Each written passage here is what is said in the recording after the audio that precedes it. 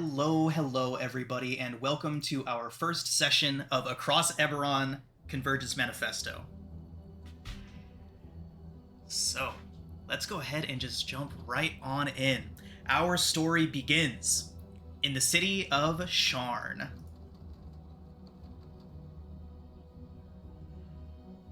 The towers of Sharn reach heavenward as if to touch the moons scattered across the daytime sky of Eberron. A network of bridges, walkways, and elevators present a maze in every direction, each of these walkways bustling with cosmopolitan citizens. Above the city, the shining Skyway district eclipses the sun. Below, the poor and needy pace the slums for their next meal. In the upper Dura, toward the reaches of Sharn's mile-high towers, a crowd of would-be heroes has gathered. Welcome, one and all, to a tradition as old as Sharn itself. An elf man waves his cloak with a practiced flair as he walks through the assembled crowd on this sky bridge. A competition of guts and skill to test the mettle of the heroes who would be Clifftop adventurers. And, of course, for the cowards of Death's Gate, the rival crowd across the way from you returns the insults with theatrical boos and hisses. The announcer bows and picks up a bucket that is absolutely brimming with these flat clay tokens. Those of you that are familiar with Sharn would recognize these as not the best in Featherfall tokens, but something of an older design. The elf walks among you all, handing each of you one of these tokens. Says, "Challengers, prepare yourselves." He gestures towards all of you, representing the Clifftop Adventurers Guild. The crowd erupts in cheering, and then he gestures across the way, and they're challengers representing the Death's Gate Guild. 3 people step up to collect their talismans. A halfling in a patterned poncho and dinosaur feathers woven into her hair, an elf in gold-black robes and a skull painted onto her face, and an orc in scratched and beaten mail. He spits at the ground and shrugs. The trio shake themselves out and begin to stretch, preparing themselves. And then, after a moment's pause, the elven announcer picks up his commentary once more. As you all assemble on the sky bridge, the announcer says, "The aim of the game is simple. The last one to activate your Featherfall talisman wins." He starts placing hands on backs and shuffling everybody up to the edge of the sky bridge. Tiptoes dangling over a mile high of wavering bridges, towers, and sky coaches. The elf shouts, "Now, jump."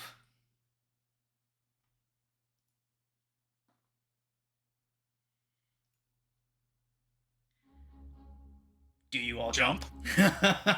Absolutely, step right off the ledge. Kay does the straight out of TikTok base jumper thing, just turns around to face the crowd, crosses his legs, and just falls backwards off the bridge. Fantastic. Dimitri is so enthusiastic, he's trying to be the first one off and just sort of gets jostled by everyone else and ends up being one of the last ones off. Awesome. All right, everybody, let's go ahead and roll initiative. Oh, jeez. Should we dragging our tokens onto Yep, go ahead and drag your tokens out onto the screen and roll it up. All right. Yeah, when told to jump, Red would have immediately shifted, so that way they'd have more of a chance of surviving if they ended up not activating the Featherfall token at all.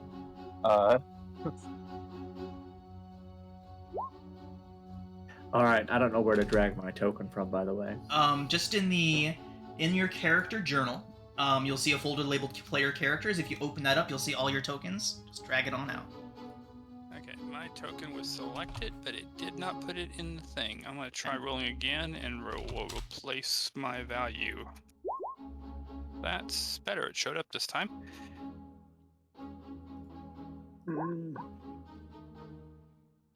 Also, my first initiative roll was 6 instead of 16. Okay, you can go ahead and change that in the initiative. And apparently mine inadvertently whispered to you, but Okay. Yep, a few showed of up you anyway. probably are doing that. I fixed it. Thank you, thank you. Yay, first session goodness. Oh yeah, got the technical difficulties, getting used to everything, jumping off a bridge within the first 5 minutes of the game starting, you know, just the basics. I have no idea how to make it not whisper to you. Okay, no worries, I'll go ahead and do that. Is that Derek Tinge that needs that fixed? Yep. Okay, you got it. It's humorous that the die rolls worked out such that the narrative I described of Dimitri being last worked out. Nice.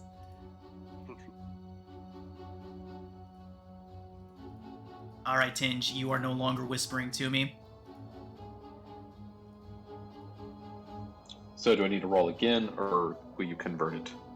Go ahead and roll again, and I will change it to whatever it needs to be. Make sure you have your token selected when you roll. I have a question. What's up? Would being immune to the fear condition be helpful in this situation, would I think? No.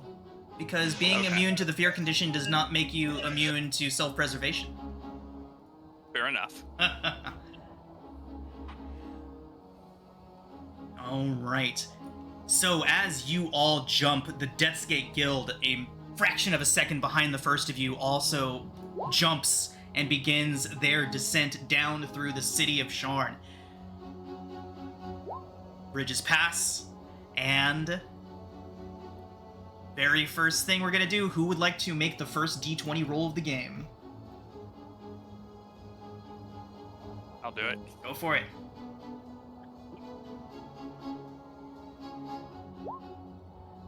Good, shut Oh, up. perfect. Right down the middle. Fantastic.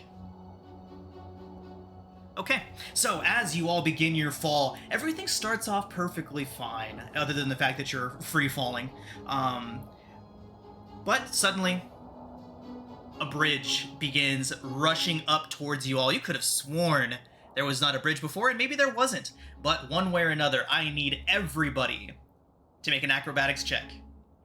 Or a perception check to notice the bridge that has rushed up towards all of you. Wow. Can I guidance? I do For not think... falls. Yeah, guidance would not be a reaction, so that would be a negative. Okay. All right. Oof. Okay. Alright, so... Several of you manage to outstretch your arms, adjust yourselves in a way that you feel comfortable that you're not going to strike this bridge as it rushes up towards you. You others are not so lucky, and your heart skips a beat as you slide harmlessly through the illusory blueprint. The illusory bridge, I should say. However, doing so does take a toll on your psyche. Anyone that failed, so that would be Key, Tinge, and Yuji, you each take 1d4 psychic damage. Ooh, a big one. And it's K. Okay, sorry. No problem. New character. Okay. Sorry about that, everyone. I got a little bit ahead of myself. We should have done that all in initiative order, but nonetheless, we do continue our free fall and get back up to the top of the round. Tinge, why don't you go ahead and roll the next d20 for us? How did the Deathscape guys handle the One of bridge? them looks like they curled up into a little ball as they dropped through. You can't tell for sure, but you don't see him next to you anymore.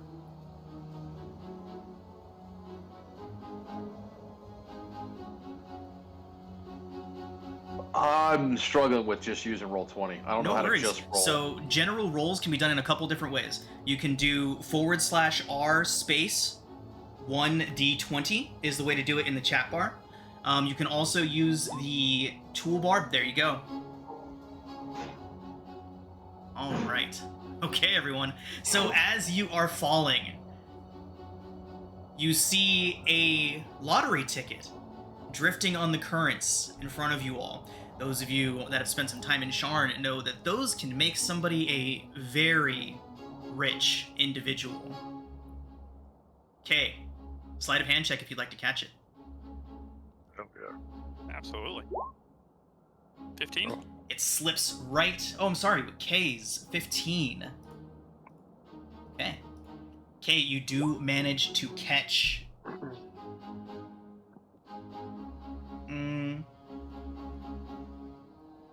K, you do manage to catch the ticket as it is falling. What do you do with it? Shove it down my shirt. Fantastic. Okay. All right, everyone. So, as you are falling, continuing your downward descent, noticing it getting darker and darker the lower that you get into the Towers of Sharn. Let's go ahead and get a D8 from Silas. D8. Alright. Question. Okay. Could I? Because it's like longer than 6 seconds have passed, right? Like it's like Yes. a really long fall. Okay. Yes. So yeah, as we're falling, so I said I shifted at the beginning. Now that it's like turns are going by, I'd like to rage, and then would I be able to like hype myself up by continuously punching myself as I fall? Sure, we'll allow that for this. Okay, thank you. Okay. So with a 1, a clothesline has been stretched across the path of your descent. I need everybody in order. We'll start with 0. Key has already gone and collected that lottery ticket. So, in order, starting with 0, let's go ahead and get acrobatics checks, or really whatever check you find to be necessary to dodge this clothesline that is stretched across the walkway. If you would like to do anything other than acrobatics, just explain to me how you're going to do it. Singe is going to teleport. Okay. Greco appears 15 feet to the right. He trades places with it. Fantastic.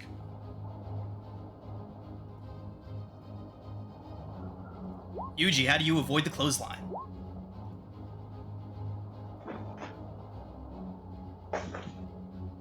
I got nothing. It's gonna get ugly. I'll just try Acrobatics. and use my. I'm gonna actually try athletics if that's all right. Just trying to finagle my way out of the way.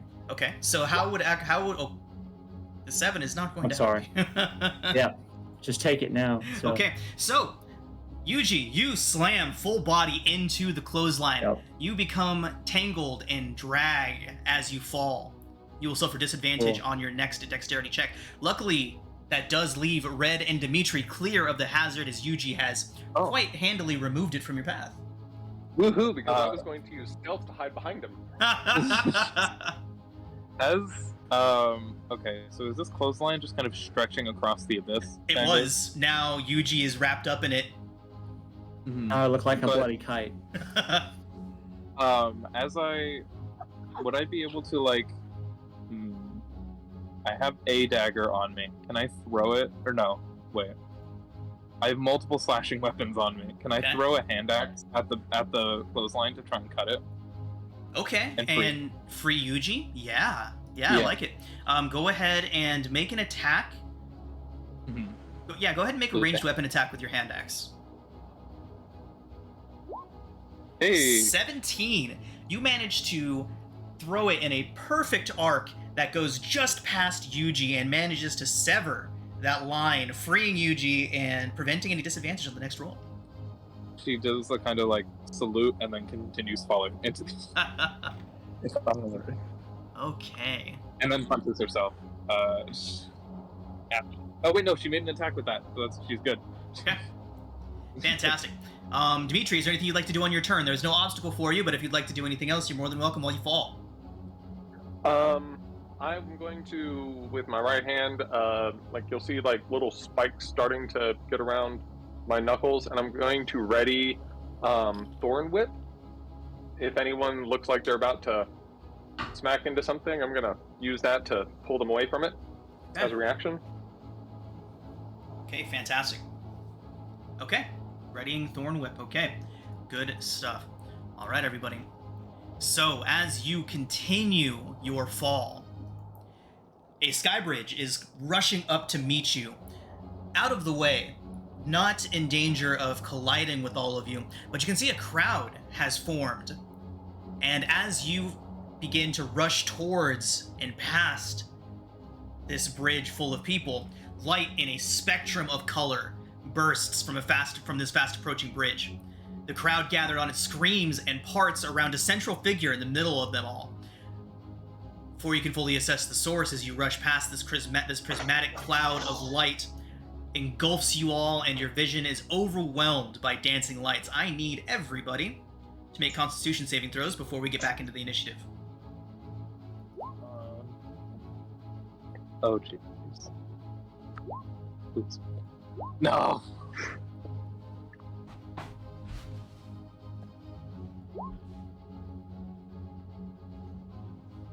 Okay.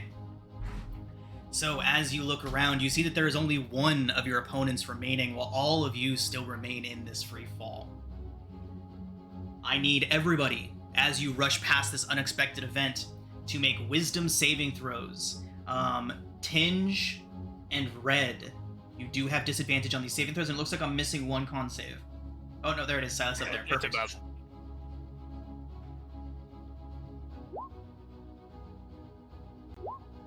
Ooh.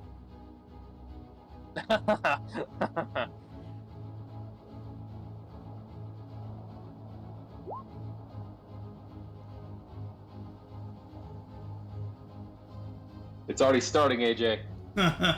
Sorry, we're off to the right step here. Okay, is that everybody? 1, 2, 3. Looks like we're missing one wisdom save. No, it's me. Fantastic. So as this blinding flash engulfs all of you, you rush past and you can hear people screaming as you rush past this scene. But more important to all of you in your current events, you were all caught in that blinding flash. Several of you were blinded by this, making it very difficult to determine just how far away the ground is from you all. Dimitri, Red, and Tinge. Sorry, I see Derek in front there. Dimitri, Red, and Tinge, you all activate your Featherfall tokens and begin drifting slowly to the next platform just below. I'd be okay falling. I would also be okay falling. Yeah. I have blind sight. Yeah, I have rage. Okay. In that case, so you're saying that you would have just ignored the fear and pressed on through because of these abilities, because of the rage and your blind sight. For him, it's because he can see shit stuff. For me, it's because I'm okay hitting the ground. If that's, yeah. Can I explain Tinge's plan? 26. I'd be fine. I have like almost 70 hit points.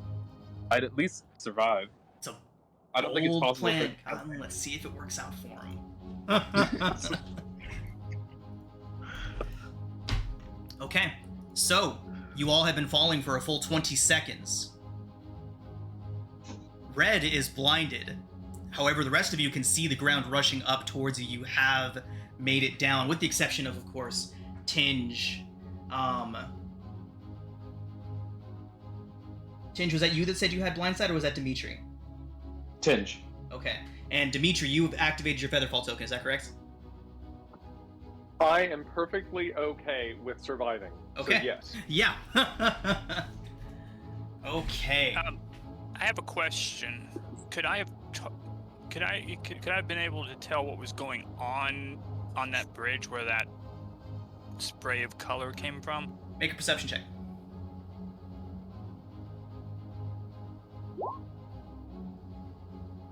Okay. The Echo Knights might have just visited the bridge on the way by. Okay.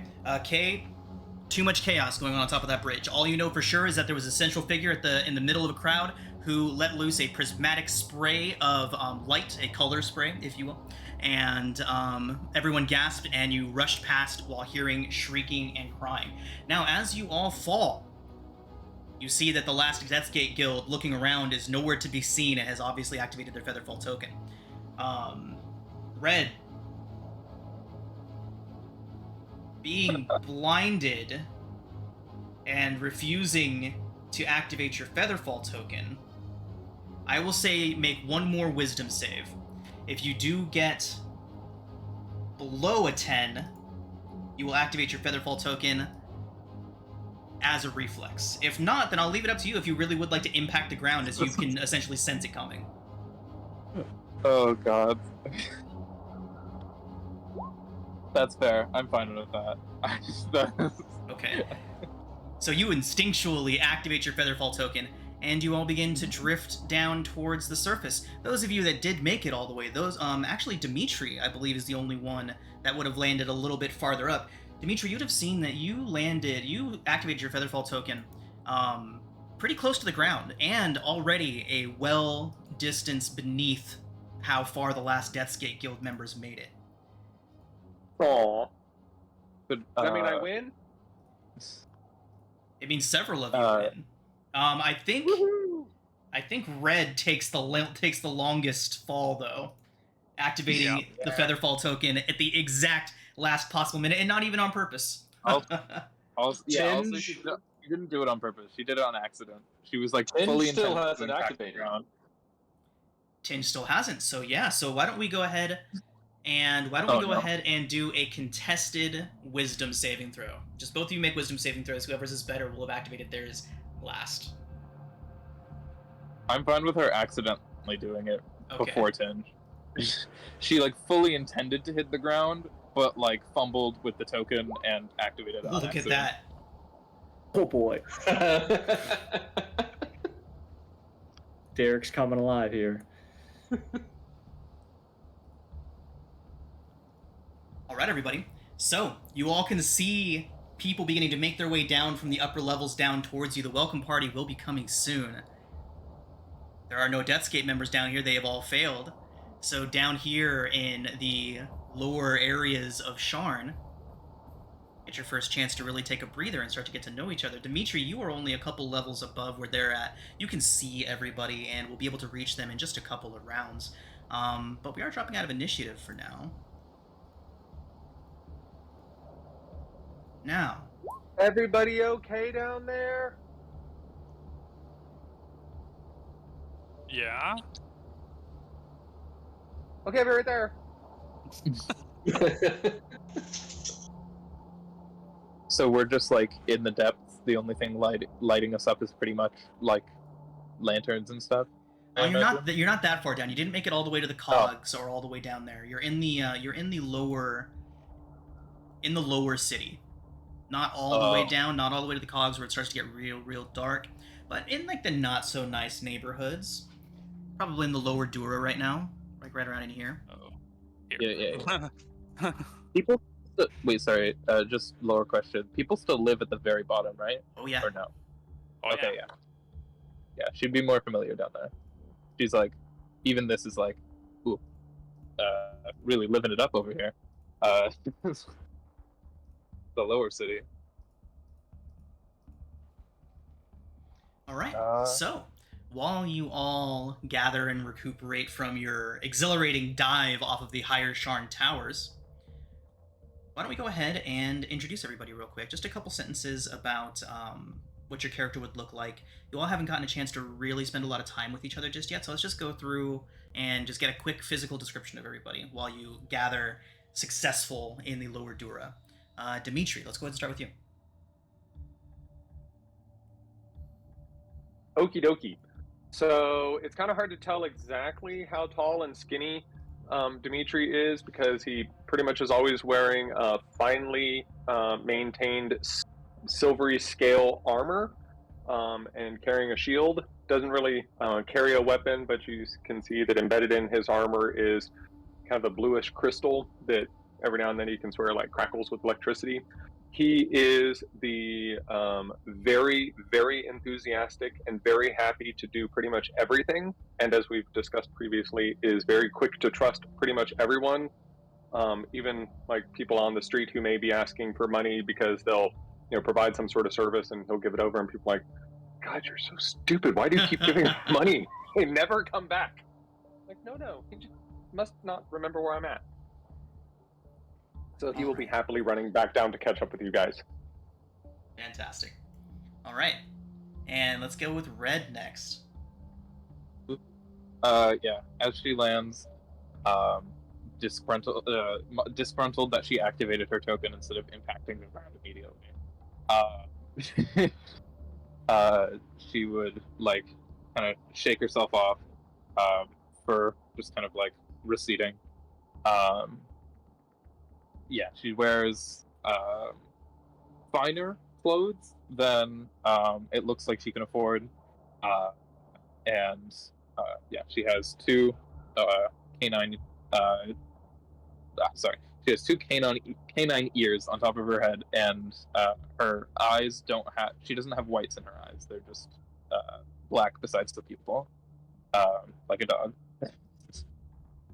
She carries two very large backpacks of things on her back. There's like, you can see a shovel, multiple rolls of rope. There might be a sleeping bag in there, a shovel. Did I say a shovel? A sledgehammer, a pickaxe hanging off the side. She has a lot of shit. Yeah, and she would have gone over to Yuji, and like given him an acknowledging look, and then started looking around for her hand axe, which fell from like a mile up. Okay, nice. And let's go with Kay next. So Kay is tall, 6'6", very lithe, almost elfish, but without pointed ears or anything like that. White and purple hair, very pale Kalishtar appearance. Some of y'all probably have seen Kalishtar, but they're not all that common. And dressed nice, but not too nice. Brigandine armor, a rapier, and he would go, the anvil where I have my room isn't too far from here. We could get a drink later.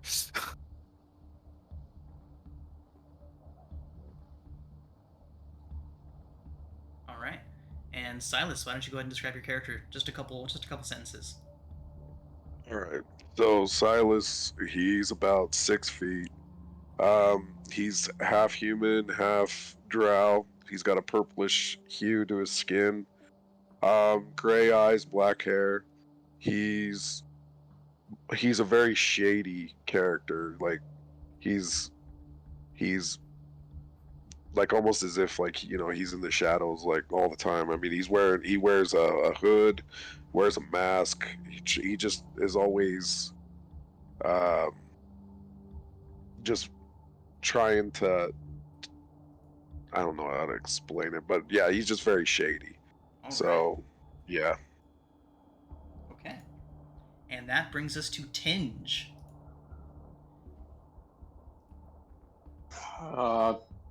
You see a tallish warforged,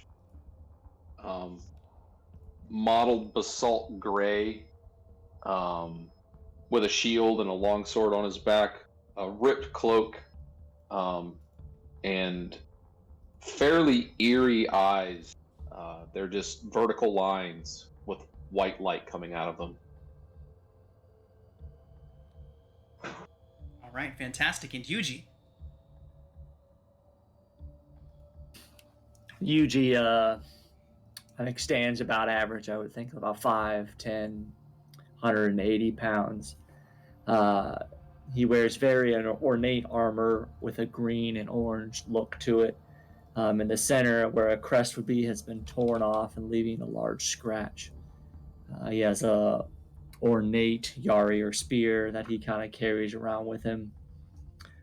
He remains pretty well covered up. You can see his eyes, but they're clearly like a ghost gray or white. You could probably make out that he's human, but I don't think he'd care one way or another. And he kind of has this look of where he's kind of almost looking past people. So when Red comes and acknowledges him, he kind of looks at them, but that's really, you just kind of get this kind of confused, almost I don't see you kind of look. And then he just continues on looking off in the distance. Fantastic. So, as you all have gotten down to the bottom, and you see a couple of the Death's Gate Guild members looking down at you from several stories up, they kind of sneer, and you see them collecting themselves and beginning to walk away. So, while you wait for the crowd to catch up, what do you all do? Red would sneer at Yuji for not even acknowledging her after she like pretty much was the reason he got this far down. Not entirely, but that's how she thinks of it. Obviously, he got part of the way down in his own right, but like he would have been stuck without her. So she feels like I don't know, not even being acknowledged. Some kind of way about it. Yeah. I also forgot to mention a couple other things about her appearance. She's tan, 6'2", 220 pounds, and very muscular. That's all.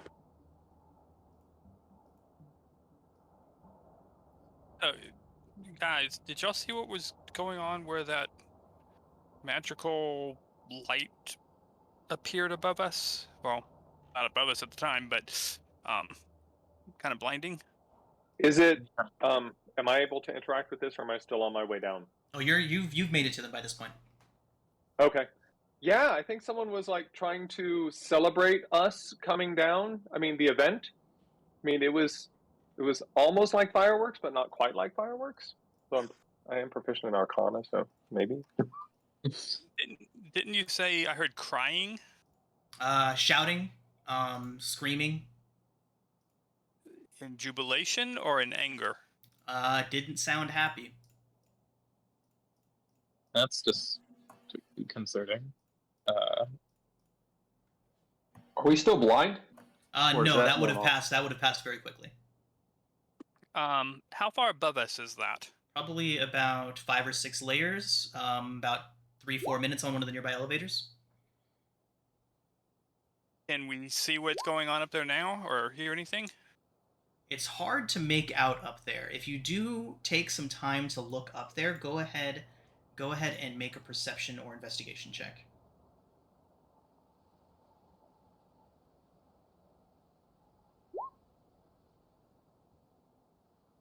Yeah, hard to tell. There's so many layers, so many different sky bridges crossing. It's hard to tell even which one you were focusing on. You do still hear what sounds like an angry kind of mob type of situation happening somewhere up above where you're at. I think Yuji would kind of slowly warm up, and he'd hear him, or someone intended to interfere with our challenge. Oh, do you think so? Do y'all want to maybe go see what's going on up there? How would we ascend? How are the layers? There are elevators everywhere. Oh, okay. You catch a lift. Didn't know if you'd have to climb or something. I mean, you could. It would take a lot longer. No, yeah. Elevator. I mean, at the very least, we have to make it back up to the Clifftop Guild, so, I mean, we could check it out on our way up there. We already have to go up. Yeah, are people coming in to meet us, or are we supposed to go back to them? So there's definitely, you know that it is tradition in these kind of situations for people to come down and meet you all, but it's going to take a while for them to get down here. Walking in the lifts take a lot longer than falling. We were in upper door to start, correct? Right, you fell for a full 20 seconds. Oh, wow. Yeah. Oh, well, then we can just make it a shorter trip for them. Or we would, like, go past each other in different elevators. It takes even longer. Yeah. Yeah. That's Kay would definitely want to go see what was going on up there. This seems worrisome. Would that still be considered lower door, or would you be making it all the way up in the middle? You're making your way up closer to the middle if you head up. So do you all board one of the nearest lifts and head up? It would take about 2-3 minutes. It's only about 5 or 6 layers above where you're at currently.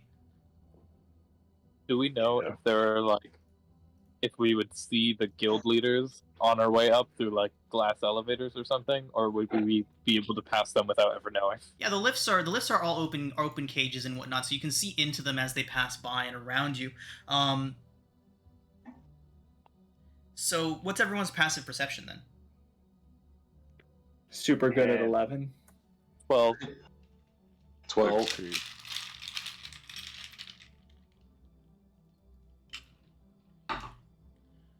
Okay. All right, so I will let you all know if you notice anyone wearing guild insignia passing you. Not gonna lie, I missed our kind of high numbers from that last campaign. Rolling 30s, right, just real drug. Rolling 30s, yep. At least we didn't start at level 1, right? Truth. That 1d4 off of that table was supposed to be for a level 1 party. I forgot to adjust that one. Should have been like 3d4 or something. But so as you all pile into the elevator, you got a few minutes while you head back up. All of you have gathered for at least one common purpose: to get into an adventurer's guild for whatever reason that may be. But I'm sure all of you have your own individual reasons for doing so. But for whatever reasons that may be, you all do find yourselves now having completed the initiation into the Clifftop's Adventurers Guild. So you have a few minutes if you'd like to ask each other any questions or get to know each other a little bit as you head up, as you are all officially members of the same guild now. Ooh, I have an idea before we leave. What's up? I want to grab a rock, and I'm going to whisper into it. We're heading up to the middle to check on something if you miss us. And I'm going to use magical tinkering to record that message in it. Okay, cool. So if someone touches it, it will play the sound. And I will leave that rock with like a little note that says Clifftop. Ah, wonderful. Guild. Wonderful. Okay. So as we're riding up this elevator, Yuji just kind of rocks back and forth. So, where's everyone from? Oh, so you're not mute. It speaks. I'm actually from here. Yuji will just kind of look at Red the same way he did before, just kind of looking past him. Or her, or them, excuse me. I think Red's her, right? Yep. Okay. See her. This girl. This woman. I'm from Syri, originally. Yeah, the accent gave you away. Oh. Sorry, I've been working on that, but can't lose it this fast. A bit further down than where we fell. Where are you from? Was that directed at anyone? The person who asked the question where we were from? Oh. I think that was Yuji. Who was that? Yeah. It was me, yeah. I hail from the grand nation of Karna. I don't think I've ever heard it called that. Sounds lame. Sounds lame. Red just wants to thank you so bad. Yeah, she's gonna antagonize him. This is gonna last forever. Yuji's just gonna keep looking past Red right at this point. Tinge explains the quarry and the forest where his components came from. Nice. Oh, that's cool. That sounds super interesting and cool. That's so fascinating. Right, Tinge, is that like very like analytical and just like source, like basically describing the sources of all of your equipment and whatnot? Red would actually be interested. She just would have no idea what he's talking about. Like, whoa, the quantum vibrator. Whoa. Alright, everyone. So as the elevator returns you to the scene of the disturbance, you can see that the conflict that is going on there is far from over. A human woman is being pushed against the edge of a bridge. You can see that several of the Sharn Watch have seemed to converge on the scene. They weren't present when you first came by, but they're certainly out in force now. She struggles against the grip of the man who seems in charge, and she spills a satchel of books and loses her tricorn hat to the wind. It goes flying off, disappearing beyond the sky bridge. The back of the woman's left hand is held up high by the guardsman. It's emblazoned with an angry red dragon mark, still scintillating with colorful bursts. "She's marked! Drop her!" a voice bellows from the gathered crowd. One of the guardsmen leans forward towards the one that's in charge and whispers, "She's too dangerous." The watchman holds her fast, but seems unsure of his duty, inching her closer to the edge of the bridge. What do you all do? Is it an aberrant? Sorry. Do we know if the Featherfall tokens, are they consumable, or can I use it again? The ones that you had were unique. They are not the good ones that you normally get. So the small metal disc is inscribed with the image of a feather. While it's in your possession, you can cast Featherfall as a bonus action with your target as a self only. Only sufficient charge for a single use. It is now a useless hunk of clay. Will we be able to determine what sort of dragon mark it is? So those of you, well, all of you are familiar with this, with the dragon marks and what an aberrant dragon mark looks like, and that does appear to be what is on this woman. Okay. So those not familiar, can I have a history check? Absolutely, I actually have these fun little notes. So you wouldn't even need a history check for it, Yuji. The dragon marks, even for somebody that's been lost to time as you have, would still be something that were around. So, quick history on that. Dragon marks are hereditary patterns that appear on the skin of Corvair's diverse peoples, granting them innate magical abilities, which have allowed them to dominate trade and industry throughout the 13 dragon-marked houses. However, the true marks have a dangerous counterpart. Aberrant marks can appear on anyone, and each is unique. Their powers are unpredictable and often destructive. Bearers of aberrant marks are often pushed to the fringes of society, forced out by fear and hate that is often unfounded. But it is not against the law to have an aberrant mark. Correct. Hence the reason the guardsman looks conflicted. How far away are they from us? They are about 50 feet, but you all are closing in. You're all making your way towards this disturbance as we're discussing this. So by the time it becomes pertinent, you'll probably be within 30 to 20 feet of them. Once I'm within, 30 feet, I would yell out, since when does the Sharn watch commit murder?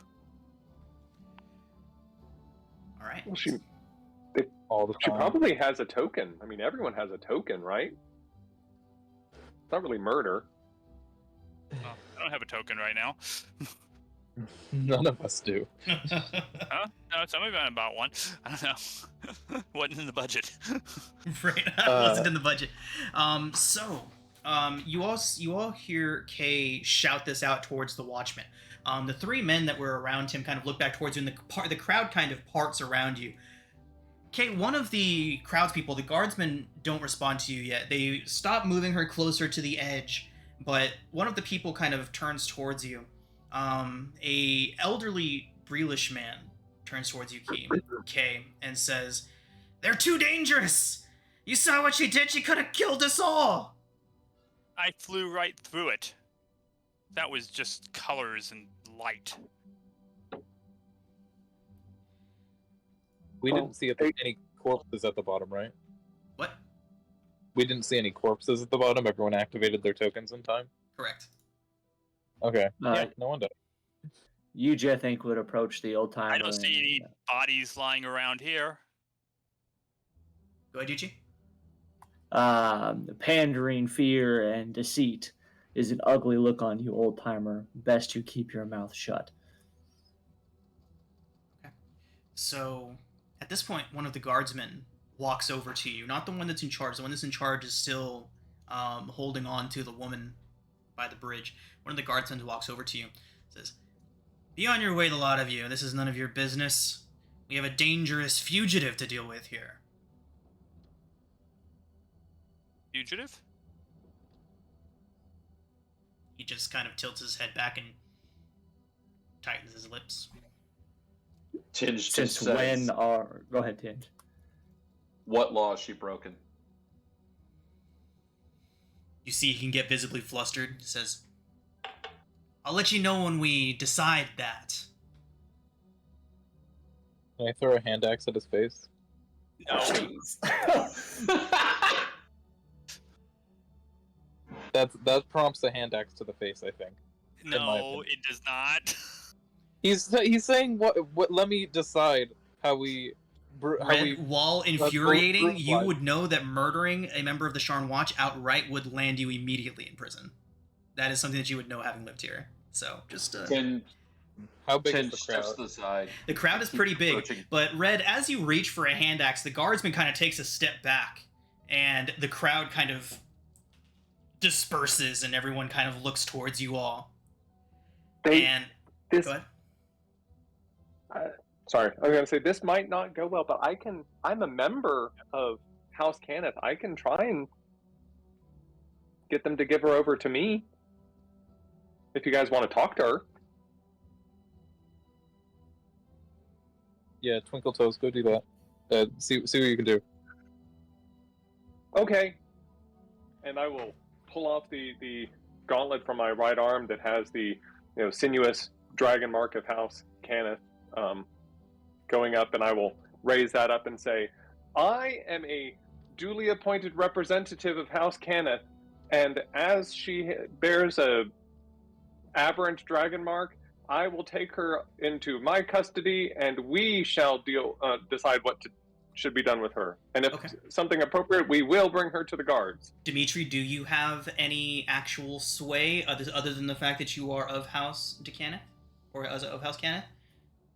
I have house connections that will not help me at this point, and I'm just persuasive. Fantastic. So yes, let's go ahead and get a persuasion check, or intimidation, whichever you think would be more important here. So let's go ahead and get that check and see what happens. Can I be assisting him with that? Absolutely. Let's do an advantage. I can insist with intimidation. Even more advantage. I will mutter. If you're intimidating. Dimitri is nothing if not intimidating. No, not intimidating. He will be muttering a little guidance for himself on this. Fantastic, yeah. So, all right, so here we go. Big money, no whammy. That 20. looks like a 20 to me. So, as the watchman who was right up in Ural's face and who threatened Red with abuse of power, the other two guards step up as you all are having this discussion, and they look like they're getting their weapons ready. But then finally the one in the back says, "That's enough. If the House representative here wants to take this dangerous individual into custody, then I suppose that's one less round of paperwork for us, right, guys?" And they all kind of look back towards you. You can tell that they were itching for a fight, but they kind of sneer and nod, and the guardsman kind of roughly shoves the woman towards you all. Thank you. I do enjoy paperwork. The three guards just furrow their brows at you in confusion and begin to gather their things, and the crowd does begin to disperse. I will just push her behind me to, I guess, Kay, and then sort of stand there between the guards and her. Kay will actually go over and gather up, I believe you said it was books and stuff that she dropped. It was. And making note of like what kind of books they are as I'm gathering them up. Yeah, they're histories mostly. A lot having to do with the migration of Lazar, among other things. So yeah. So as you all do this, and the crowd kind of begins to disperse, the crotchety old man who you were speaking to, Yuji, kind of gives you a sneer as he walks by. Also gives Tinge a bit of a sneer. I will grin at him with a winning smile and wave. And then he keeps going. Tinge's echo will appear directly in front of him. Ah! And then he'll dismiss it. You're lucky those guards are gone. I'd have them on you for malicious disturbances. And then he just runs off. Well, that went well. The young woman says, "It very, very much did. I saw you all flying by. I thought I might have hurt one of you. I didn't hurt anybody when you came rushing by. Did you? Did I?" I think we're all fine. I believe these are yours. Thank you. I'm Chandra Thane. I'm a historian with the Morgrave University. And then she looks down at the glowing red mark on her hand, and her eyes go wide. She's like, I'm not even... she's obviously very flustered by all of this, doesn't really understand fully what's happening. Chandra? That is new. That was my question. She would nod towards you both. It literally just happened. I was just walking, and then I saw you all flying towards us, and it was so exciting, and I don't know, my heart started beating faster, and the next thing you know, flashes of light. It's on the back of her hand, you said? Or Correct, on the back of her hand. Red would reach into her bag and pull out a glove, and press it against her chest. You should probably wear this. She takes it, slips it on over her hand. She says, I suppose there's nothing for it. We'll just have to remove it. No, I'm sorry. I'm just joking. Her eyes go wide for a second, right? Yuji just pulls out a knife. Let's do this. She squeaks a little bit.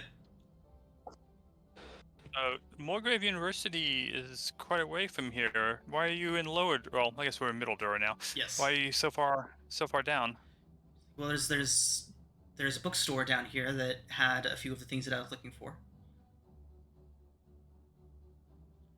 And so she's putting the glove on, and she says, I don't have much, but I know it's not much for my life, but it's all I can afford here." And she hands over a palm-sized crystal, which pulses with a colored light. She says, it looks special, but it's really not. It's just a bauble. It just looks pretty. But here, please take it, all of you, as a symbol of my gratitude. I smell bullshit, but shiny rock is shiny rock. Shiny rock is shiny. Yeah, so fair enough. Well, that's very kind of you.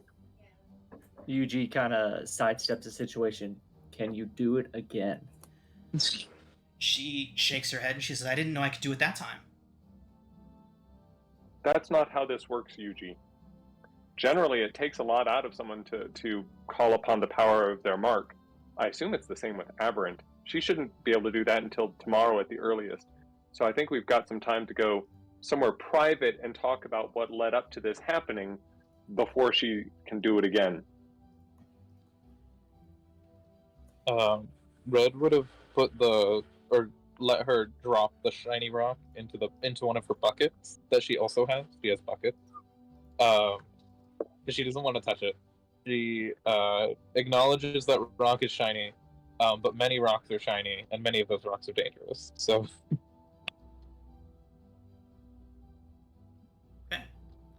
Do you have someone at the university you would trust with knowing about this? She nods. She says, I do. A very good friend at the university.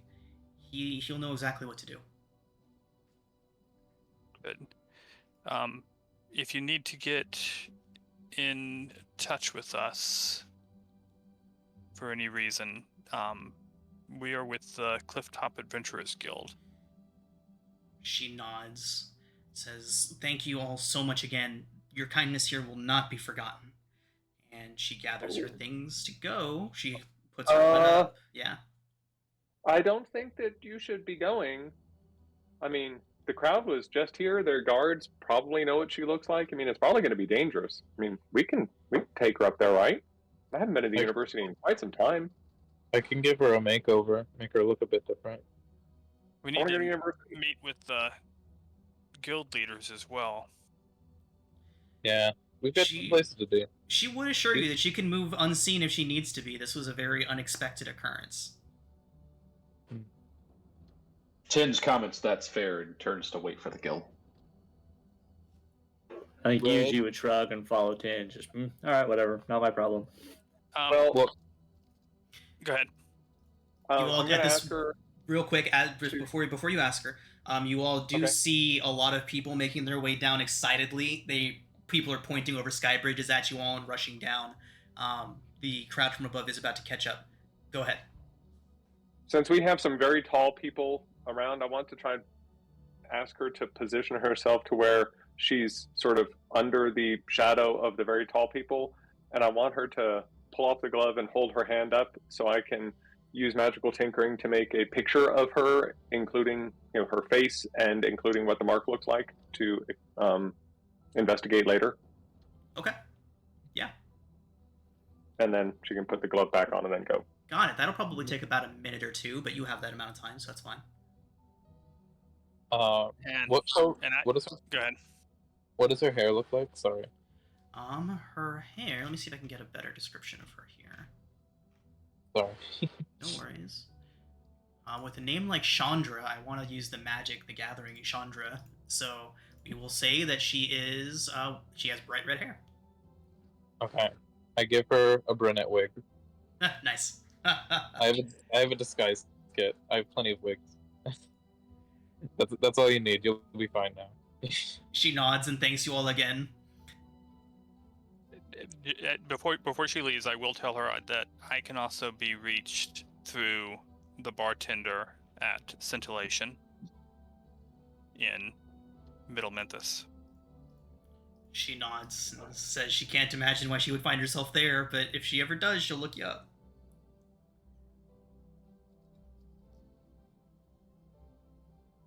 Alright, peace. Yeah, and she would slip away and disperse into the crowd of people who has gone about their daily business as if nothing had ever happened here. The Sharn watch is thoroughly dispersed, nowhere in sight.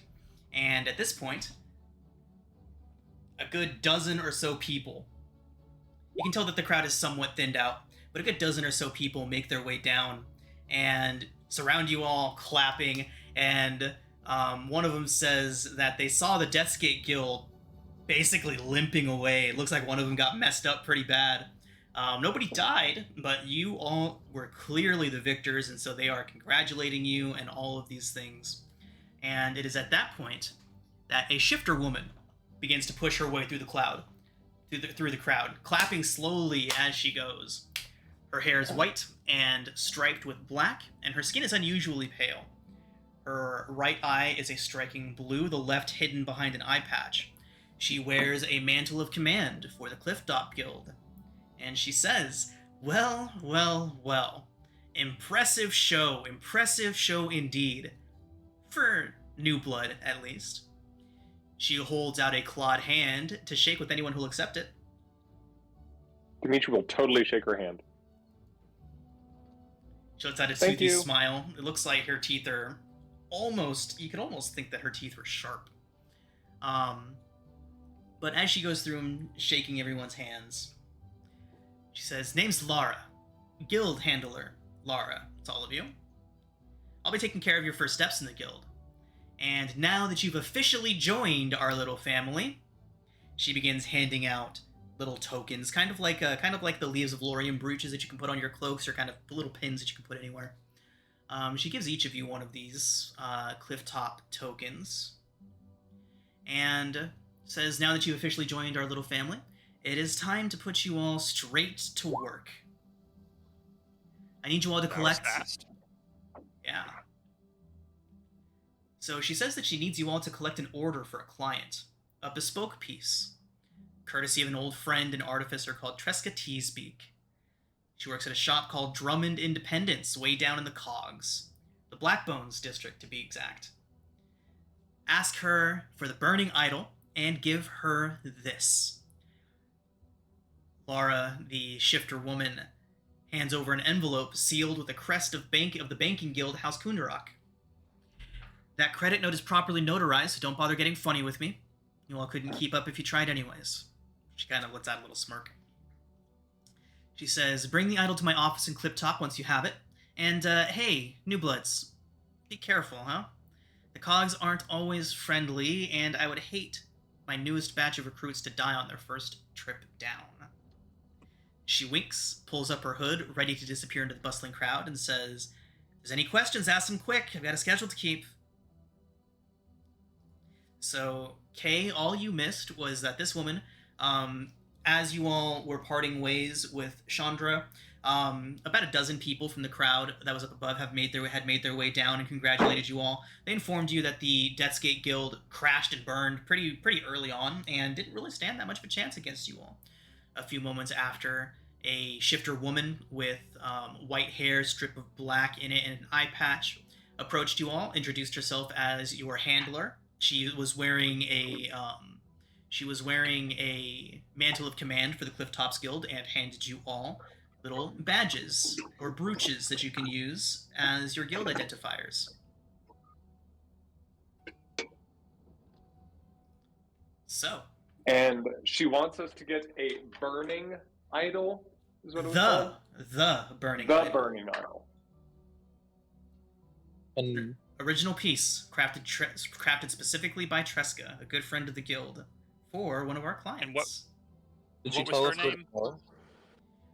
This woman's name is Laura. Just Laura. Guild handle Laura, if you need more. Did she tell us where to go, or just to find that? The cogs. So she told you that the order is to be collected from a woman by the name of Tresca Teesbeak. Tresca works at a workshop called Drummond Independence down in the Cogs, the Blackbones district of the Cogs. The Drummond Independence? Drummond Independence. Were we given a time limit? No, right? No. Okay. Do you ask her Actually, Yuji will start walking towards the elevator. We're not growing any younger. Right. So as you say that, she says, when you all finish, I can show you around the guild hall. When you're finished, of course. Of course. Suspicious. How big is this burning idol? She says, no bigger than a wine bottle. Says, you should know a little bit more about the burning idol, if now that you mention it. It's a conduit to Fernia. You all can handle that, right? Like, do we need special equipment to even touch it? I'm sure Tresca will provide you with any special equipment you need. Gloves, tongs, full suit of heat-resistant armor. Great. Lovely. I have tongs. Yeah. He can carry it. Would I have been to this place before? The place Cogs? we're going? Yeah, I would say that you've been to the Cogs. You said that you lived down there, right, in the lower wards? Yeah. Yep. So yeah, you've definitely made a couple visits to the Cogs. It's uncomfortable for most people that aren't a Warforged, but yeah, you've been down there. As far as the Blackbones district, it's more of an industrial district, so if you had any reason to be in an industrial district, it's safe to say that you would have found your way over there. Alright. Well, I can get us there pretty quick. Nice, yeah. Just follow me. I know the quicker way down than the elevators.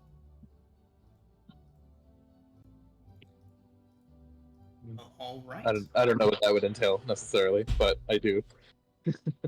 Sliding down some pipes, maybe. Cutting through buildings. Do I feel like Laura is holding back or anything? What precisely are you trying to figure out? Like, she's obviously not. You're brand new initiates to the adventuring guild. The idea that she's not telling you everything is. Are we on a snipe hunt? Let me. This might help you here. Okay. Can I use my ear to the ground feature to see if we would know more about the person who's making the item? Whether they're like an honorable person or, again, like the feature. Yeah. And then whatever you want me to roll for that. So Yuji, with your ear to the ground, you've definitely heard of Drummond Independence before. It is a workshop of forge. You've heard the name Tresca Teabeak before. She's an artificer that works in the cogs. Um, Everything does check out with what you know about the city and what you know about the place so far. Is she I think that'd be more than enough for affiliated? Yuji. Is she affiliated with House Cannith at all? She does not wear any insignia to indicate as such. Okay. What do we know about the cogs? So if you were to ask her about the cogs, she would tell you that they're the heart of Sharn's industry, home to a number of forges and foundries. It's said that fires burn extra hot in the cogs owing to a manifest zone linking it to Fernia. She'd also tell you that it's dark down there. Oh, good. Yeah, it's it not is dark. Dangerous to have a conduit to Fernia near a manifest zone to Fernia? Is it? She says, well, yeah, it is. It's in fact, but it is only the only place that you can build such a device. Oh, well. Okay, that makes sense.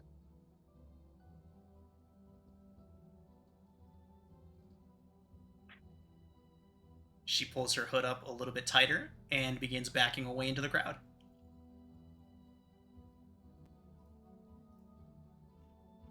Ooh. Alright.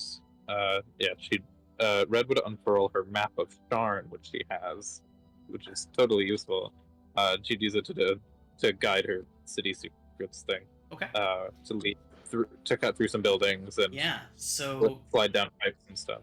Given the company that you're with, sliding through pipes and climbing down walls may not be the best way, but you do know, with your city secrets, a couple of kind of hidden away elevators and lifts that aren't as much traveled and can get you down there considerably faster. Great lifts and stuff. Woo. So Dimitri will affix his goggles over the mask of his armor. Say, I'm ready. I like this guy. You look ready. Yeah, like that one sponge. Oh, right, the yellow one? Lives in some sort of fruit. Yeah. Mm-hmm. Yeah. I think it was a watermelon. As we're walking along, so Tinge, did you fight in the war?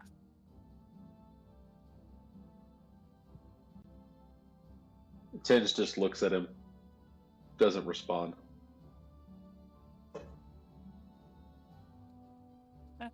Never mind. Yeah, a little bit of a rough question for a Warforged. Almost like yikes. Out swinging, Jesus. Can I tell based on like his model about about when he might have been crafted in the time of the war? Tinge, have you gone through any sort of effort to hide your origins and whatnot? He very explicitly told us all about it, I think. So no, okay. I didn't hide anything. So yeah, as an heir to Cannith, Dimitri, you'd probably be able to identify most of the systems that are built into Tinge. Got it. So I'm just thinking it's far enough back that he would have, in theory, participated in conflict. Okay. His secret to tell. So that was exciting, but I don't know that I'm looking forward to an opportunity to jump off of a really high tower anytime soon again. I am. That was super fun. I might be able to get a picture.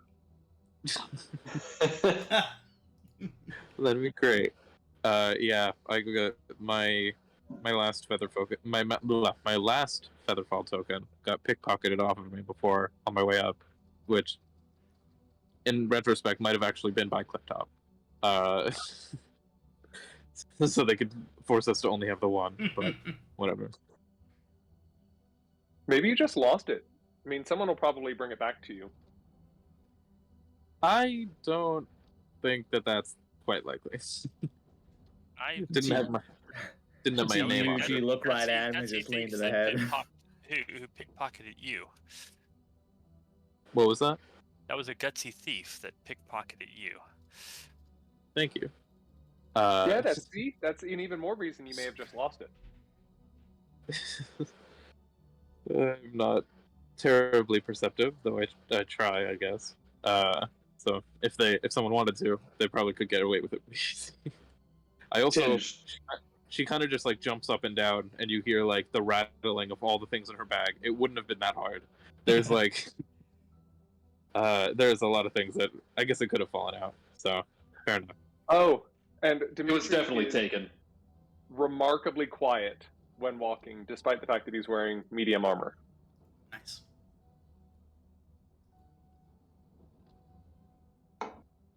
Is it like heavier medium armor, like stuff that like should in theory rattle but doesn't?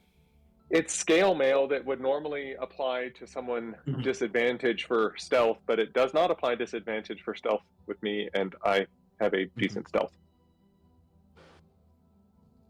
So I just know how to walk in it properly. Yeah, while they were walking, she would like, oh wait, so it doesn't, okay, so it is just normal scale mail, and it just like, correct. You're just walking correctly, like walking quietly enough. Yeah, and it's it's a feature of the armorer that if I am the type the focus I am, that I technically have advantage on stealth while wearing armor, so it counteracts disadvantage. Yeah, so like she'd like grab some of the scale mail and try and like knock it against the other bits, and it like just doesn't really make any noise, and she's like, whoa, it's crazy. You like that? Armor like that? Absolutely. I mean, it won't do this, but I can absolutely make you armor just like this. It'll just be completely different. I could use something that can like fit under my shirt, so I'd rather not. I don't know. Like a toy? Well, like a what? Like a toy? No, like a breastplate, like something that can like fit under my shirt without making me look like a nerd. Nerd? Sorry, is that Dimitri offensive? blinks through his goggles. Is that offensive? Sorry, geek. Oh no, I don't want to look like a geek. Oh, okay, I understand. Absolutely, Yeah. I can totally do that at any time when we have lots of downtime and lots of metal. I'll just need some measurements. We'll need lots of metal. Because you're big. Undershirt, I'm gonna reach into my shirt and pull out the lottery ticket. Is there anything on it? Like, when was the drawing? What was the value of the drawing? Where would I look at? Would I know where to look up whether or not, like, are the winning numbers listed in the paper? Yeah. So as you all make your way through the town, through the ward you're currently in, you would be able to find one of these Sharn newspapers, as they are everywhere. You'd be able to find one of them, and comparing your ticket, you do see that it is a winning number. Woohoo! Go ahead and roll 4d10. A 1d10, you said? 4d10. 4d10. Okay. That's like smack dab average. Yeah, I was gonna say that. All right, so that is how much gold that ticket is worth. That's pretty good. What a bartender makes one whole year. I assume one worth only like 21 gold pieces. It's like the lottery tickets here. You can just like go by any convience store. Right, like a scratcher. Yep. Scratch it out. It could have been a couple million, but it wasn't. That's like 21 times my net worth. No, your net worth is in that bag, or both those bags. Oh, that's fair. Yeah. What would That'd be 21 times my liquid worth, I think. Is that what it's called? Yes. Net worth How is like many 200. can anyone not see in the dark here? Because it's going to be dark down there. Yeah, I think there's I a mean, few like of dark. you that don't see in the dark. No, I don't see in the She dark. but points at the. She there's points gonna at the be. human. I mean, Oh, wait, the other one. there's often lights anywhere because most of the population of Sharn is human. And in the cogs, there's lots of warforged that work down there, and they don't see in the dark either. The district they of the not? cogs that you all are going to is a forge district and is always lit by magma flows. Oh, good. Yeah. Wait, Hot. Tin Can can't see in the dark? Nope. Oh, wow. I always Very assumed they- rude of their Decanith designers. Yeah. That's like It's flawed not my design. fault. All right, everybody. I'm one of the good So ones. while you were all It was- making your way through there, you would have eventually gotten to an elevator that is very, very seldomly used. Red, you would have been able to lead the group to this, and looking at it, it looks like it is a death trap. But you know that that is only a facade. It is made to look that way so no one uses it. It's totally safe, you guys. Don't even worry about it. And she jumps on it, and then she just like starts rattling it side to side. It rattles, and you see the familiar face of the half-orc lift attendant who stands in there. Ugh, don't shake it. Bad shellfish Okay. for lunch. Sorry, Eddie. Thank you. And she flips him. Oh, she does not have them. She flips him a copper. She does not have that much. Catches it. Thanks. Where to? No problem. The cogs. Got it. Everybody Dimitri in? will rush up, trying to show that he's not afraid. The whole carriage rocks a bit, and you hear Ed go. If you say this is got to be at least as safe as what we've been doing already, so on we go. Everyone. So, from the lower wards of the City of Towers, this elevator begins to carry you deeper down still. The half-orc attendant double-checks the condition of the lift's ropes and pulleys. Having satisfied himself, he calls out your destination. Welcome aboard for Blackbones. Please keep your arms inside the cabin, and for your own safety and sanity, try not to stare too deeply into the darkness. He pulls a lever at his control point, and the cage begins to descend. Soon, the throngs of people thin out, and the light of ever-bright lanterns becomes increasingly rare. Within minutes, the lantern aboard the elevator is your only sanctuary against the darkness beyond. Beyond the cabin, the lowest depths of the towers of Sharn are stacked with broken floors, collapsed bridges, and abandoned streets. This place is a ghost of the ancient city. And it is silent. Very silent. Save for the labored breathing of the attendant and the occasional hiccup that he lets loose. So when was the last time you took this rickety, this fine lift down, Red, did you say? About daily. Okay. That's fine. Yeah. Like every other day, daily, whatever. It's the easiest way to get down. And Eddie, you said? Ed, What's your maintenance routine like on this? Is it also daily, twice a day? he looks at you and then looks to Red. This guy's serious? Maintenance routine? Looking around for like the Caneth marking that indicates that this is Up to code? certified. It is Yeah. very absent. Huh. We'll get It's like you death checked ripping out. the side. Be okay. Fine. Yeah, it was. Actually, I think was this one of them? Yeah, I built this. I was one of the ones that built this. Needed to get away down pretty quick. I can work a hammer. And magic, right? And you can work the magical art of artifice as well. She squints, and it's no. What? No, I can't do any. These are magic. magical, you know. Yuji pipes up, who explains the design, I guess. oh, great! Now it speaks. This one is not magical.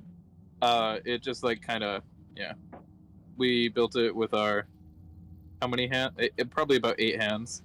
Yeah, solid. It works. She knocks the side. A whole panel falls off the side. That's what I was just thinking. Something falls off.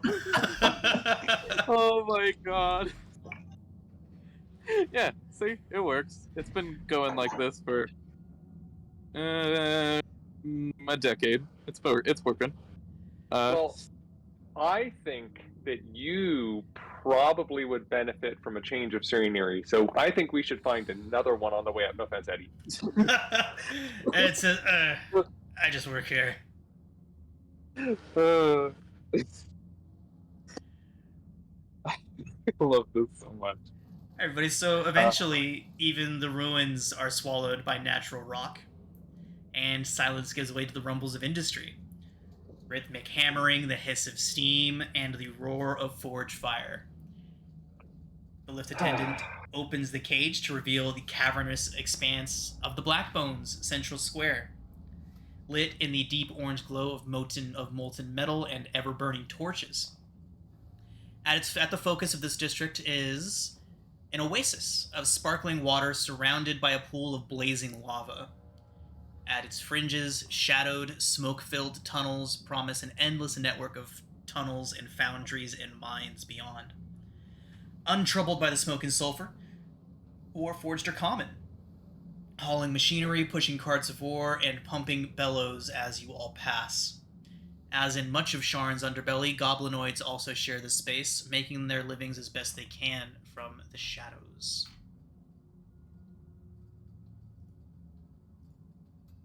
You all have directions to Drummond's Independent. You may make your way there at your leisure. Is the crystal that we got, is it glowing? It is glowing the exact same way it was when Chandra handed it to you, just a faint purple glow. I want to take a little bit of time. I can detect. I can see if it's actually magical. She tosses it to him. There you go, magic boy. And keeps on walking towards the location they were given. No. I mean, like 10 minutes. 10 minutes. You can cast that while you're walking, can't you? Yeah, all out while you're walking. Absolutely. God. This is gonna be great. This is gonna be fun, yeah. I love him so much. You have no idea the stuff I can do while I'm walking. And I will pull out like a little magnifying glass and start tapping on it and doing all that stuff while trying not to run into things. I might smack someone behind. Sorry. Make a dex. To get Dimitri a pocket protector. She would pull if he was about to walk into someone. She would pull him out of the way. Fantastic. That could get violent. Okay. That could get violent really fast. Yeah. That would get pretty violent. Sorry. Don't mind me. Okay, so I will ritually cast Detect Magic. Fantastic. So it is just a bauble. It is just a pretty looking gem that glows. Oh. Which one of us can't? Oh, you, asshole. She points at Yuji. Can you see? In the dark or anything? Can you see?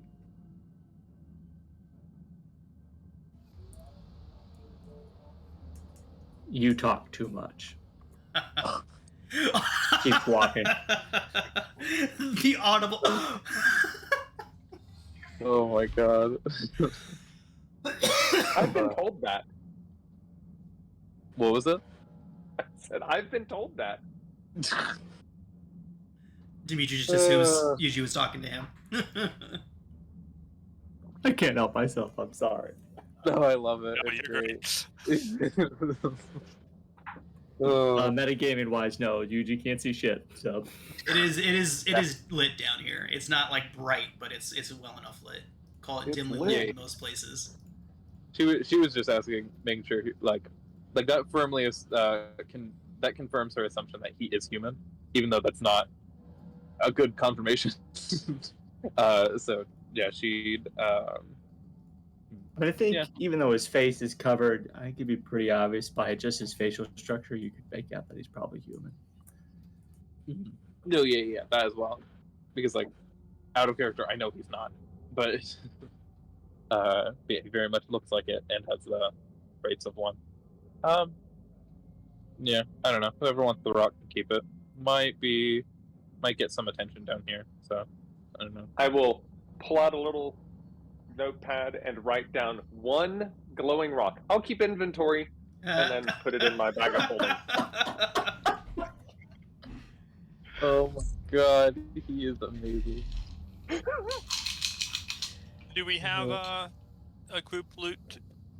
I was gonna say we have the COO now, I right? believe there it is. you all should.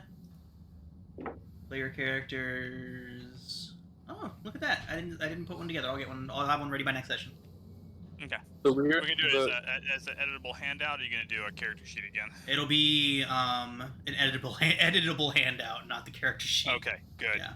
Thank you. I think it's an edible. Edible handouts. Nice. Delicious. Oh, I'm in favor of edibles. Tim starts handing over his. He hands over a bunch of rations, takes a water skin out, and throws it at you. I don't need it. Hold on. 1 second. I don't want a receipt. Keep them. Rations. One water skin. I can't do this while walking. Just juggling everything, trying to keep up. And then I'll put them in the bag. So, after walking and chatting for a while, you all do eventually arrive at the place that was designated as Drummond Independent Workshop. You arrive there to find a barrier of steel and stone blocking the entrance to the grounds. It's not a wall, but a crew of Warforged standing sentinel. Their chanting is accompanied by the thumping of their hammers against the ground. Many of the crew are carrying protest boards made from offcuts of soot-covered wood. Thronehold means freedom, sovereigns, not slaves, and our war is not over. And as you all approach this protest, we're going to go ahead and take our break.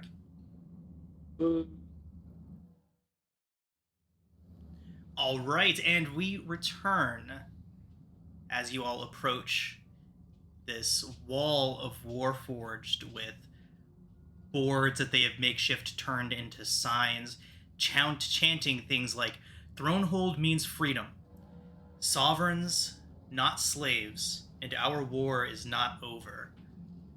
A massive hulking Warforged paces in front of the picket line, rousing the chanting crowd.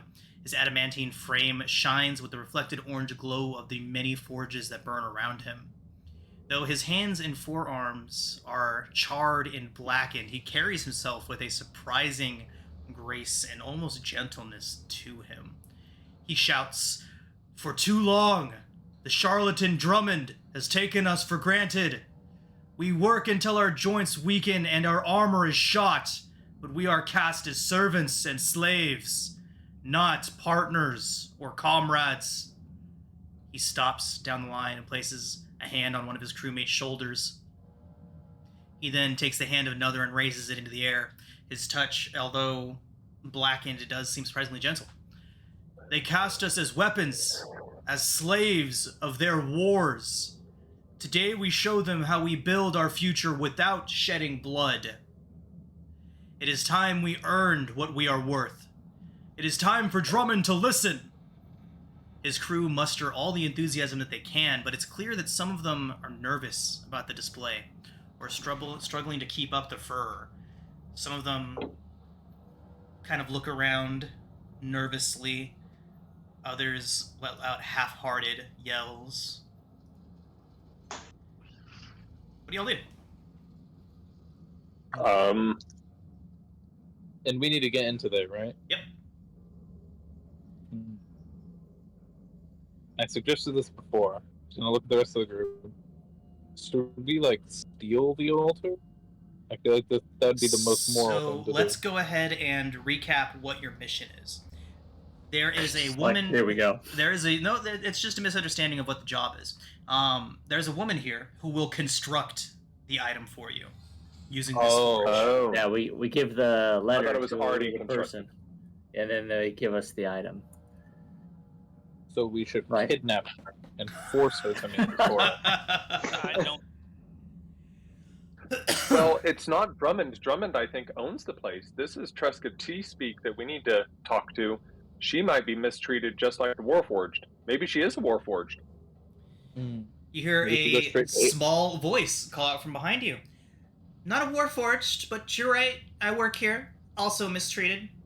You are all approached by a young gnomish woman wearing the incongruous mix of a prim buttoned blouse and a heavy artificer's tool belt. She is scribbling notes in a tiny book, and a floating snow globe follows her closely, emanating a cool breeze to fight against the stifling heat of this lower level. She kind of looks around I will towards you. totally do. Go ahead. Sorry. No, you're good. I was gonna say I will totally do the the artificer like hand like tap on the chest and like peace sign. Yeah. Our little secret handshake. Yeah, and she would return the gesture as she is also an artificer. So she would kind of look around and she said, I thought I heard somebody say kidnapping. Am I talking to the right people? You're here for the Clifftop Commission? Yeah? Nope. Yeah. Wrong She group. didn't say We are not here kidnap. for She kidnapping. said, boy, kid, I need a nap. Ah. I see. Red would turn around, crouch down to their level, which is probably very offensive. Yeah. And she go, no, does not seem offended by it at all. She smiles at you. Oh, cute. But we were going to kidnap you if you owned the place, but you don't, so you're good. No, I don't. I'm Tresca. I'm the artificer for this forge. So Hold on. she looks around. UG would At least one of you is wearing the Clifftop badge that was given to you, right? Oh yeah. Okay. About to say, we can trust Dimitri to be wearing it, that's for sure. UG would walk up and ask, what are the demands? She says, well, there's a few of them. Mainly, they just want to be paid like people and not hammers. Drummond seems to think you can pay them once and then that's all he ever has to do again, like they were some sort of piece of equipment or machinery. She looks at you and she says, well, The idol. Drummond does seem on the verge of tracking, but if you want your order today, I think you'll have to grease the wheels for Stoke and the others a bit. You can tell that How she's a much bit... is their rate? That's the big guy. Yeah. So she says, I don't know exactly how much Drummond pays them, but I know it's not nearly enough, and it's nowhere near as much as he pays his other workers. Where is Tresca- the Drummond? Yeah. So, as you say that, a greasy-ass large man kind of waddles out from the forge, the open doors, and says, I can wait you out! You'll all come crawling back! The human man leads against a thick wooden wall, emblazoned with a pair of tongs and the word Drummond in brass. His shoulder-length, greasy hair and his waistcoat are both stained with ink. I ain't paying you more than I spend on my hammers! Some of us folk actually have to eat, you machines! Ooh. Can I throw a rock at him? I encourage this. I encourage this. So, as you do so, as you reach down to kind of pick up a rock, Tresca would hold up a hand and says, wait, Stoke is very, very insistent that this doesn't come to violence. At least not against Drummond. He's trying to prove a point that they're not just machines of war. Others of boring. us are. Ugh, That's fine. Tinge turns and starts approaching Drummond.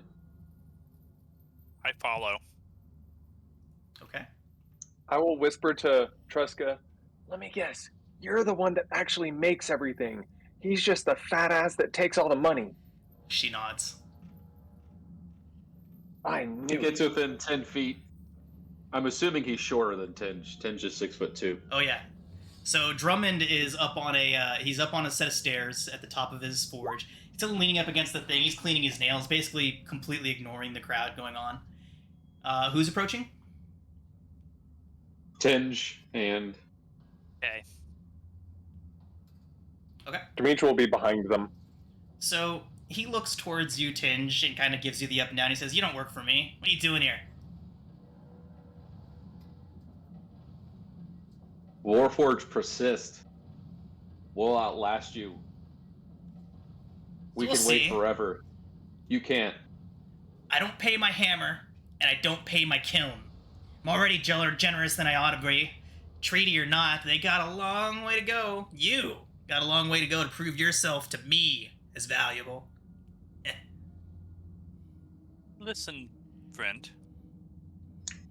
We are here in business. Cheska is making something for the Clifftop Adventurers Guild. Business needs to carry on. This needs to be settled. You can make a persuasion or intimidation check. I think Tinge would be good for intimidation, while Kay does the persuasion. I can actually do both, but not feeling very persuasive today, but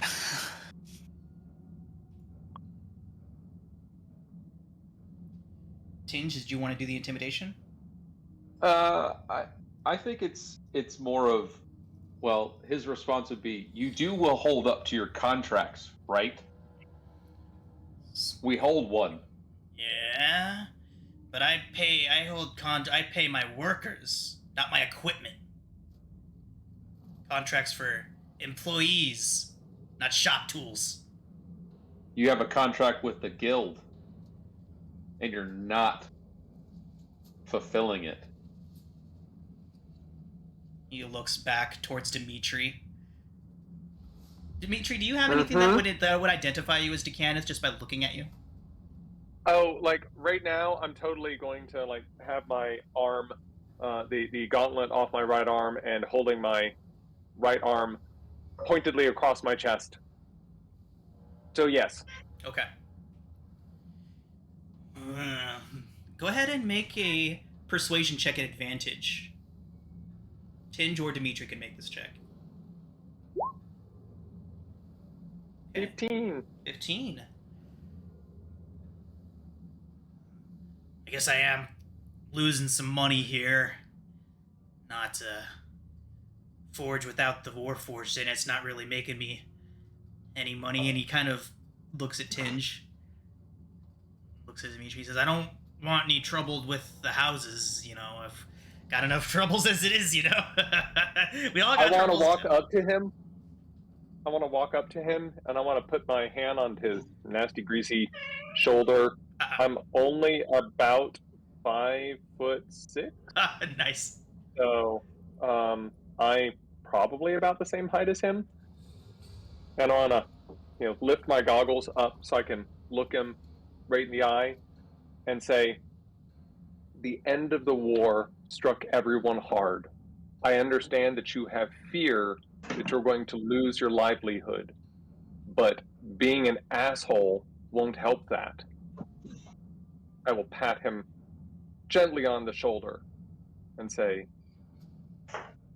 you will pay these men, these beings, the value they provide you, or you'll hear it from House Cannon. I'm going to get in so much trouble.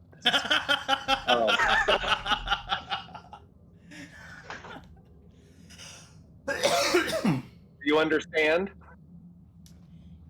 Yeah. Nod, like you understand. He lets out a little nod. Why don't I just head inside and write up some new contracts? Excellent. I will shove him out of the way and gesture for the Warforged to go in first. Okay. So, Yeah. So Drummond scurries away inside, and the massive Warforge steps up alongside you. And he looks towards you all and says, "This is just what we needed. Allies with sway and influence to show Drummond the right of his ways. I thank all of you for helping, but there is still work to be done.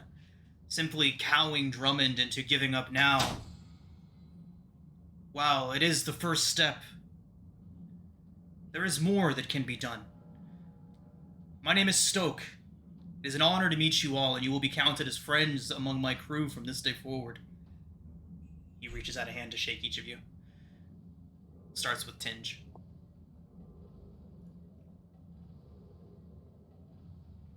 It's nice to meet you. I know you didn't need our help, but glad to do what little bit we can. I'm glad to take help wherever we can get it, even when it is of the folk from the towers. So this here is our crew. You have helped us secure a great victory today, but there is still uncertainty among them. Perhaps you can help. Drawing more attention to our cause would certainly be a step in the right direction. Also, motivating my crew to see their value and not fear that worm Drummond.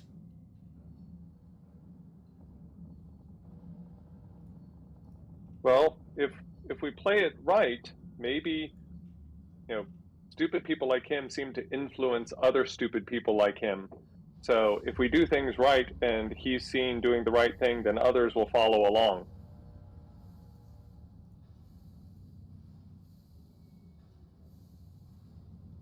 You have the right of it, though. Show your value. Not your monetary value, but your value as beings. He nods and turns towards the rest of his crew. Kind of repeats what you said and how you all have value. Does anybody want to help him rile his crew up? For sure. I will guidance him. Fantastic. Okay. Does anybody want to make a charisma performance check along with Stoke here? You can apply the guidance to that if anyone wants to make a performance check. If nobody else wants to do so, I will. Rah-rah-ree, kick him in the knee. Rah-rah-ras, kick him in the other knee. Okay, so we got a 12. Let's get the guidance on there. D4. Okay, so 13. So, your enthusiasm does help. And between you and Stoke, the other crew members begin to link arms, bellowing their songs with renewed vigor. You can see Drummond kind of looking out his office window in frustration. You can see that he's kind of looking to see what's happening and not liking what he's seeing. He retreats back inside. I'm going to take out another. I can only do 3 of these, so the stone is no longer going to make noise, but I'm going to take another picture of this so that later I can use my painting supplies to actually make a painting of it and bring it back to these people. Awesome.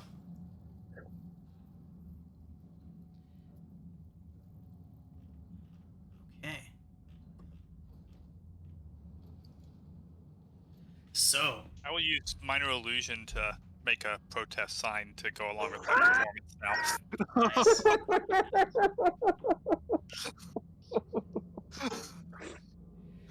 All right. So you all are seeing across the street there is a tavern. Red, you would have, I don't know if you would have been to this tavern, but you would have certainly heard about it. The Red Hammer. It is a tavern specifically for Warforged, run by Warforged for Warforged. And Tinge, are you from Sharn? Have you spent a lot of time here? I can't remember if you were native to the city. I was not specific in my backstory. Fantastic. Okay. So no. I would go with no. All right, got it. So, several Warforged begin coming out from the bar, having heard this and seen the illusory sign being held up. And the ranks begin to swell. There's a couple of Warforged that come out. Red, you would recognize a pair of them. The proprietors of the Red Hammer. Blue and Crucible. They seem to be leading a group of Warforged out. And the ranks of the protest are swelling. And you can tell that it's gaining a lot of attention, a lot of notoriety as you all go. And as the chorus of steel and stone echoes across this area, and as Stokes Warforged proclaim with one voice their right to be treated as people and not tools or weapons, having retreated from the growing display, Drummond finally returns with a sack of sovereign coins and paperwork promising more. Fine, fine, he speaks through gritted teeth. Take your money. You'd best be worth it. His crew begins to cheer. And I want to go ahead, yeah. Whisper in his ear. I'll say, I encourage you to be nicer when you do that. You don't understand what you've started here. Your shop is at the precipice of being the most successful here for what you have just done. Think of the value that will bring to you and smile like you mean it. You see him kind of looking upset at first, and then slowly his face begins to smile. It's like I'm a philanthropist, is what you're trying to say. Yes, you're a pedantic philanthropist. A philanthropist. Damn heroes. So why don't you try and say something and you think inspiring? And I'll guidance him. He says, raises for everyone, and a bonus. And Christmas off. Everyone's a lot of people. Good job, Drummond. He's looking around like this. The look on his face keeps shifting between a smile and a frown, like he doesn't really understand what's happened. It's like I did it. Use minor illusion to make cheering sound. All the Warforged are just silent, like their faces aren't moving at all. But you can hear clapping. Yeah. And hooting. Yeah. This is a slow clap moment. Drummond says, "Okay, back to work, everyone." Goes back into his office, scratching his head. What the hell just happened? Now remember, just because you don't need to sleep doesn't mean he can expect you to work more hours than anybody else. Find a hobby. I'm great with hobbies if you want help. I have lots of them. Lots. Dimitri, Warforged counselor. I love him so much. He's so out of touch. He's like, find a hobby. I have dozens of hobbies.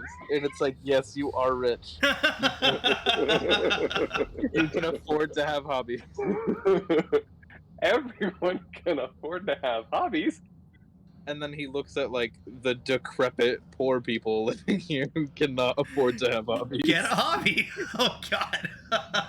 Collect stamps! A go geese! Oh my god. Oh, Collect stamps. So, after Drummond leaves, and after the door closes behind him, then the crowd actually starts to cheer in earnest. They're cheering for Stoke, they're cheering for all of you. Because he's gone. Yep. And as his crew cheers on, Stoke actually approaches to find a moment with you. And he says that they won't forget your part in this. He doesn't think anyone in the cogs will, especially since he managed to draw attention from the bar across the street. Stoke says that he'll make sure of it, that you'll have friends here if you need them.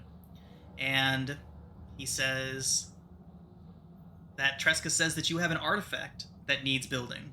So we should probably get to that. We do. All right. So, with local support dwindling, with the people beginning to disperse, yeah. People getting dispersed, going back to their forges. I'm going to hand Stoke a wood carver's tools for your hobby. You need wood. I can find wood. Perhaps I'll take up whittling. Pat him on the shoulder and then go inside. Okay. So, before you head inside, Tresca approaches you, and Stoke hefts a wrench. Tresca rolls up her sleeves. She whispers a word of power to her snow globe, which bursts into a shower of ice. I love that. Drifts over her. You can see it kind of steam rising up as it hits her. She's like, it's much better. You guys did so great. Thank you so much. Couldn't have done any of that better ourselves. And she says, listen, the forge that we need has been unattended for entirely too long. She hands over a stone crucible to whoever will take it. Is it heavy? It is quite heavy. Red? Oh. She'll set down her bags in the corner of the room because they weigh over 200 pounds, and she'll walk over and just toss it over her shoulder, hold it. Nice. All right. So as you're doing that, she's ruffling through her bag, taking little notes. She says, "Yeah, forge has been unattended for entirely too long. We let it sit cold for too long. So I can handle the planar instability, but I need you all to help me lock it down. You want to cover yourselves up real good? All right, come on!" And she skips off. What instability? Planar instability, and then my mask will appear right over my face with my goggles on. Then I will head inside. So she skips off. She skips off to a side tunnel, and Stoke follows her, kind of just clomping along. Follow? I guess. So Yuji will adjust his face mask. All right, here we go.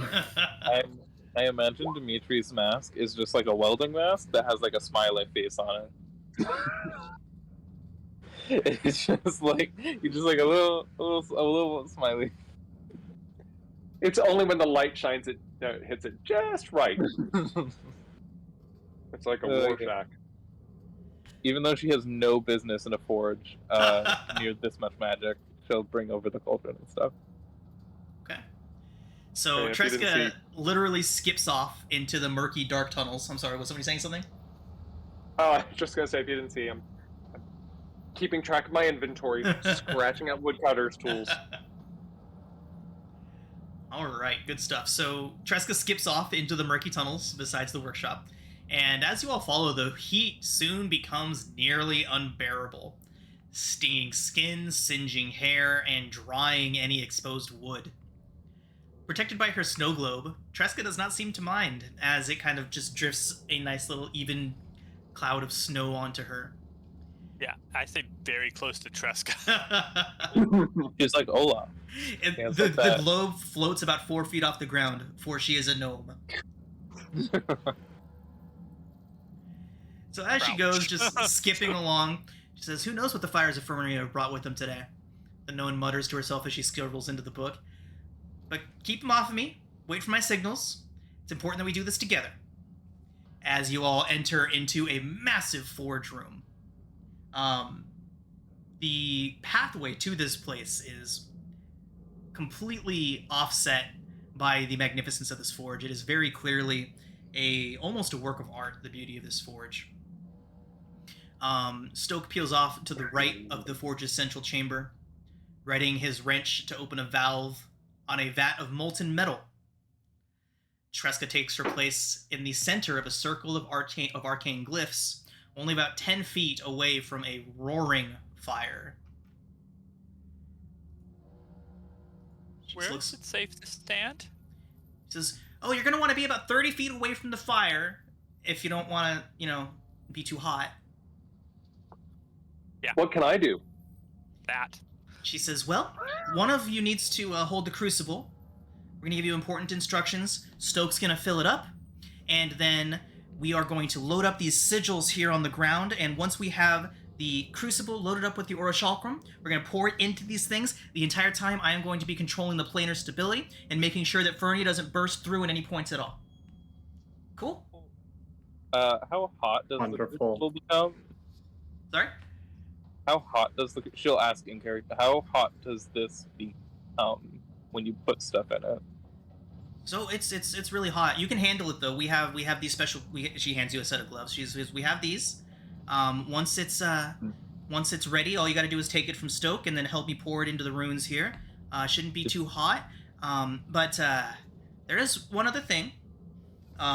The elementals that hang out around here don't really like it when we open up the gateway.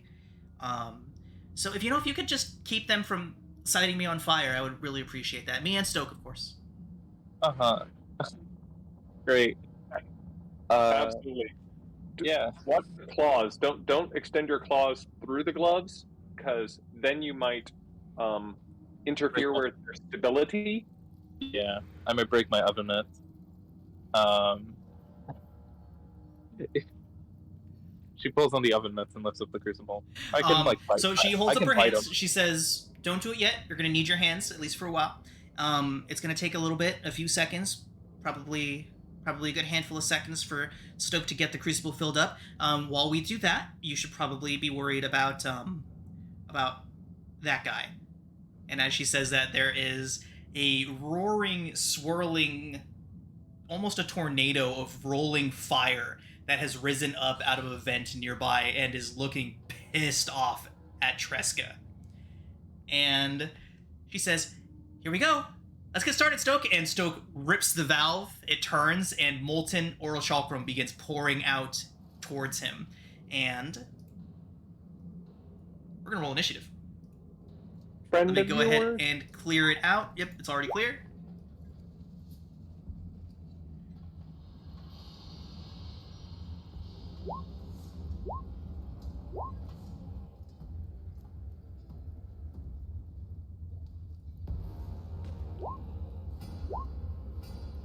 Okay, everybody. So, if you start your turn within 30 feet of this, it is very hot and things will happen. So be aware of that. So I will let you all go ahead and disperse yourselves wherever you would like to.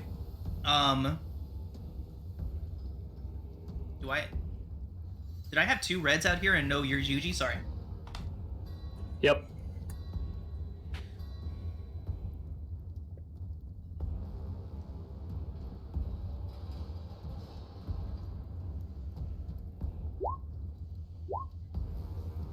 And where's the thing that we need to be concerned about?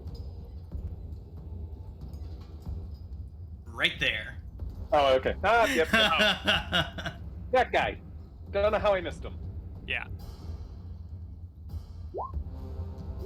That's better. Okay. Okay, here we go. So, where am I holding the cauldron? Stoke has it currently. When they give you the word, you will take it from Stoke and bring it to Tresca. Okay. Where's... Okay, got it. Get initiative for Tresca going.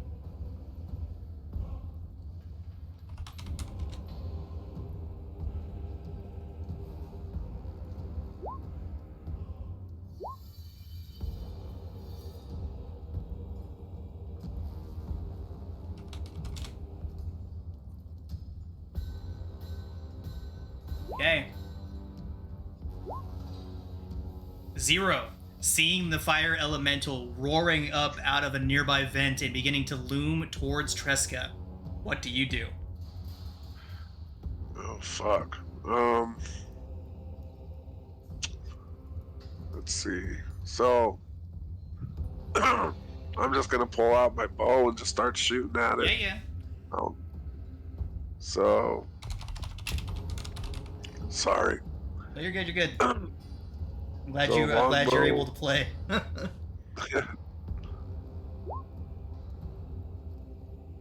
Ooh, that certainly does not hit. I'll use my sectional one. All right, that certainly does hit. Okay. And yeah. Right. Zero. As your arrow flies into it, it strikes and immediately begins burning away, losing a lot of its momentum as it does. It takes 5 points of piercing damage. Okay. And then I will just move back further, I guess. That'll be it. Dimitri, what do you do? Zero. That's you did so good, but that's an elemental. You can't just shoot it with any sort of weapon. Here, let me see that. And I'm going to come over here, and you will see the glowing from underneath my gauntlet that is on my arm. Then I'll reach out my hand and touch your bow and cast magic weapon. Nice. That will last for 1 hour. You have magic weapon at this level? I am a human. I am a mark of making human, so yeah. So yeah. You don't know what I can do. You don't know me. It's a concentration-free magic weapon. Yeah. Watch All me right. concentrate. Anything else from Dimitri? Oh, fantastic. Red, you are up. I'm fairly certain Dimitri is more than 30 feet from the forge. Yep. Yeah. Yep. So I need to get back there pretty soon. Okay. Yeah, she'll rage. So I started raging, and then she ran in, and she's going to make 2 claw attacks. Okay. Right? Yes. Great, amazing rolls. Oh wait, no, she has reckless. She was recklessing. Nice. I always reckless. 24 hits. 12 and okay, that is 6 non-magical slashing. Fantastic. So your claw rakes across this, and it hurts. It takes 3 points of slashing damage. You take 4 points of fire damage. Great. That's fine. Amazing. I hate these So things. good. That's all. I need you to make a Constitution save. Ooh, amazing. I'm good at those though. Yeah. So we're fine. Absolutely. It's hot, but you're fine. Okay, you're up. She growls at it. So I will move to here. Uh-huh. And I will bonus action form of dread. Nice. Oh, I get 3 temporary hit points. Wow.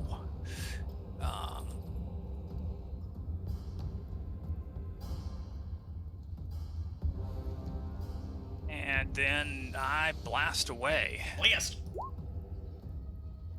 The 19. 14 hit. 14 hits. So non-force damage and 10 feet straight away from me. All right. And then I will Don't move that closer to me. I will move to here and duck behind this giant anvil. All right, fantastic. I do need you to make a Constitution saving throw. Oh, because you ran far enough away. Darn it. You are perfectly fine. Also, anybody that needs to make these Constitution saving throws, if you are wearing medium or heavy armor, you do so at disadvantage. Ooh. I'm wearing medium armor. You are still fine for now. Okay. And I hit him with, and I have form of dread. He needs to make a wisdom saving throw, DC 13, or he's frightened of me. He does get a nat 20 on that. Okay. Now, the elemental swirls around, roaring, not with animalistic roars, but what sounds like the crackling of a fire.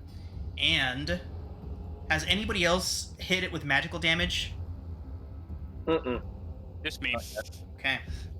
It is going to turn towards Tresca, kind of quizzically looking at her, but Tresca has not started doing anything yet. So it is going to rush towards the only one who's managed to really hurt it yet. Comet, did you intend to skip me? No, where you at? Yuji, go. I was Sorry. right before. Yeah. It ain't gonna matter much, so I'm just gonna run towards it and try and hit it. Nice.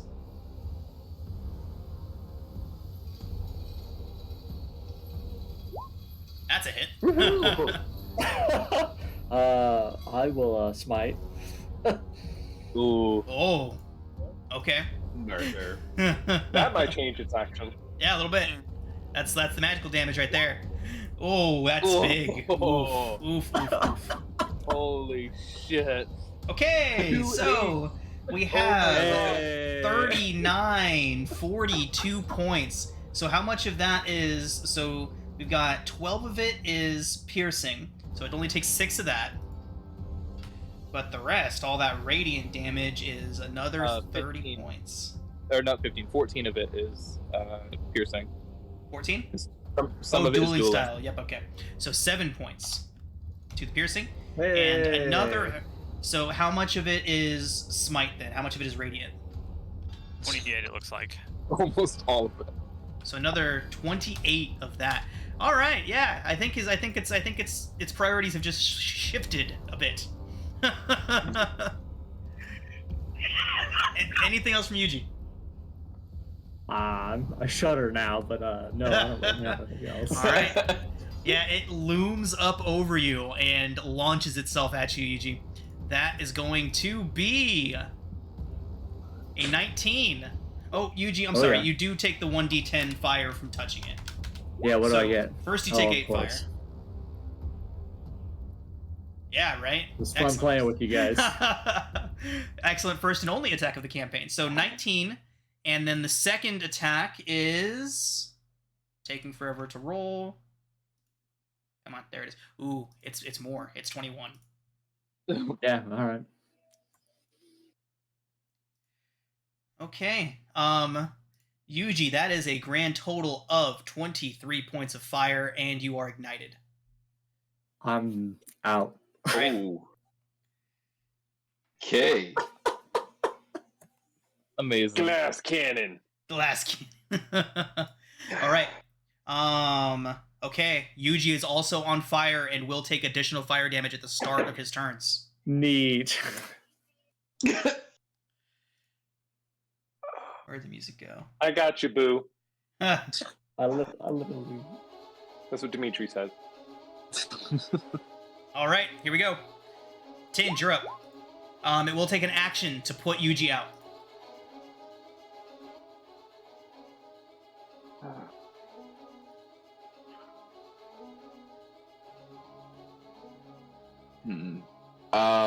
Bonus action, gonna manifest an echo. Okay. I think I can do it right next to the fire elemental. All right, you have a do it. token. I do.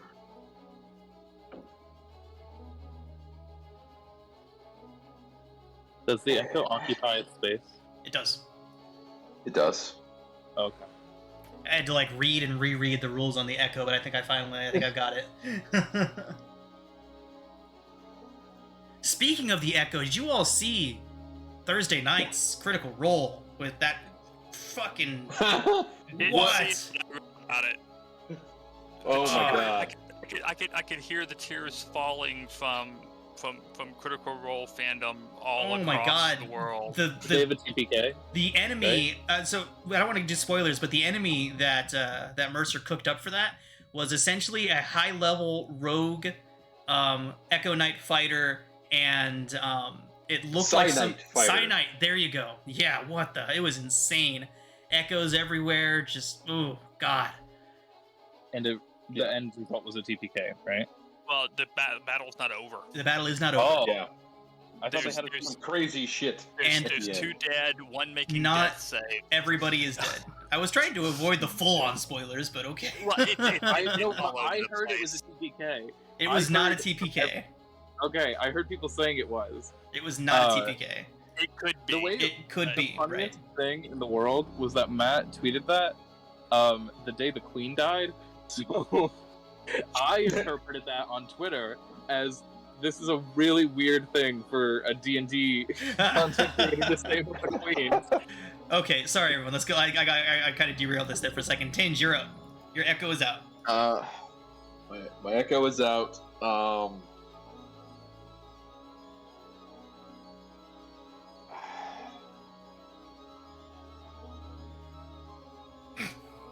I don't know that Tinge really cares about Yuji. Live the dream. He's gonna attack through the echo. Okay. Um, Important to note that you have seen melee attacks ignite the attacker. yes. Oh, I'm aware the echo is gonna get burned up. So better than me getting burned up, though. Oh wait, no, it won't. It No, might not. it can't be. Yeah. Why? Because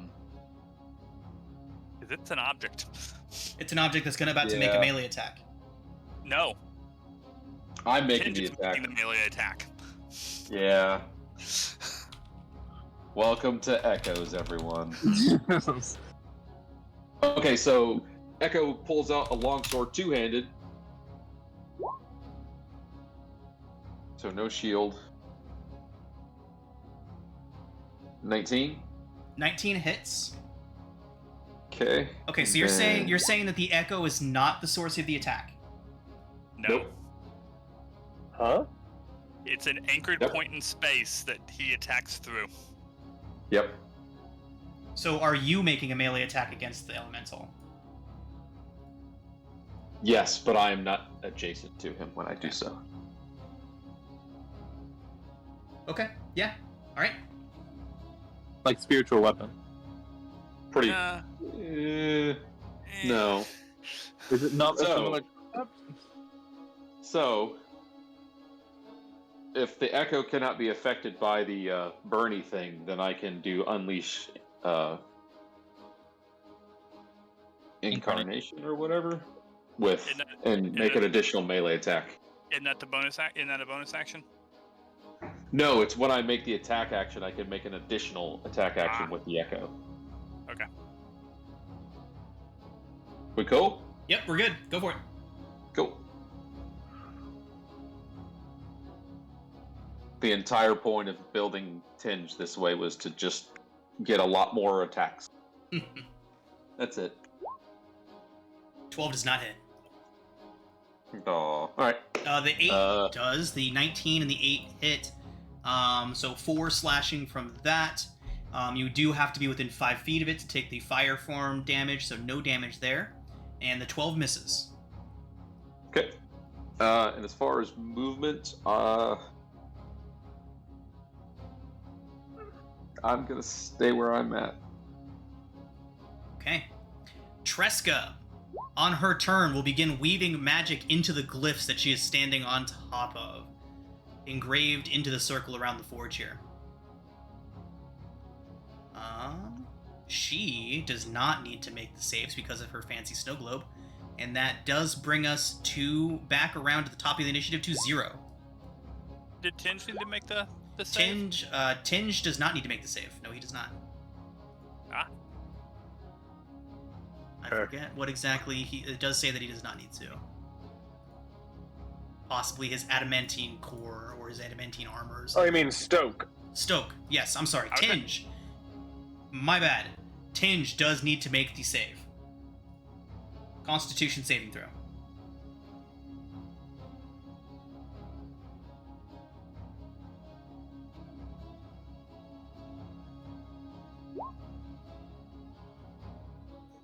Sounds like a sessional. Actually, Tinge, because we do not use the new Nat 1 fails automatically from the D&D Beyond, a 6 is good enough to succeed on the first one. Oh.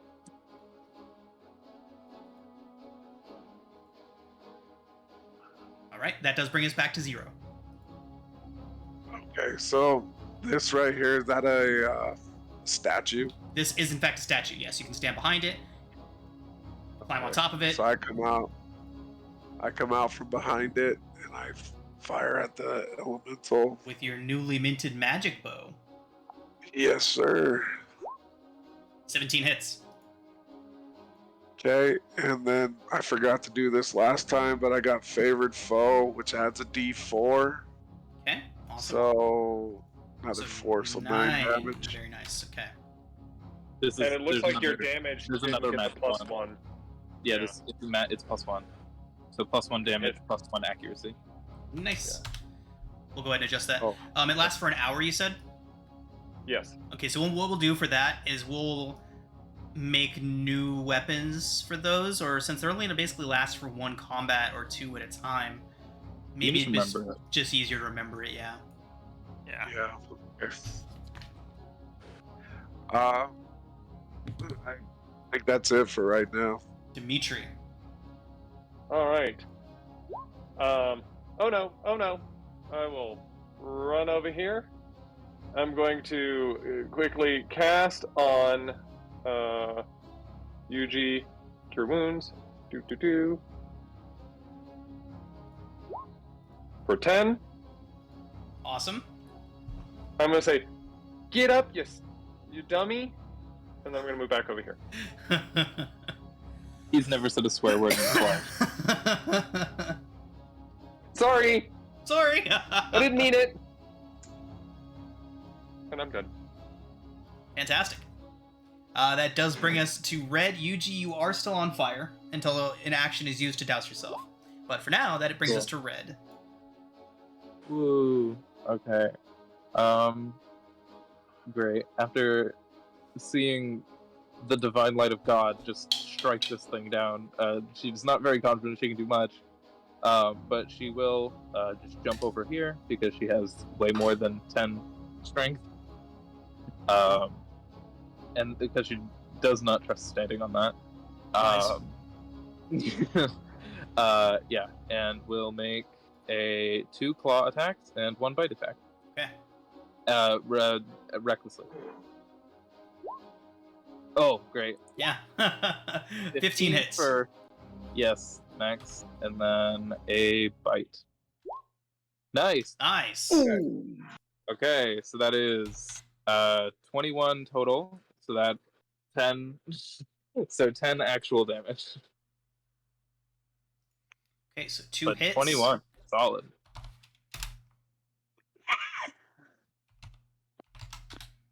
Right. And she snarls at it. A whole 1 fire damage you take. Nice. I just want to know why everyone else is getting like 1s and 2s on this D10. Right, and then you 8. just get wrecked with like 26 points of damage in 1 hit. Yeah. Oh, also, when she jumped from like here to here, she would have full on turned into just a wolf. Not like half human, just a full on wolf. Nice. That's all. Okay. I think you're out of danger zone now. Yeah. Okay, you're up.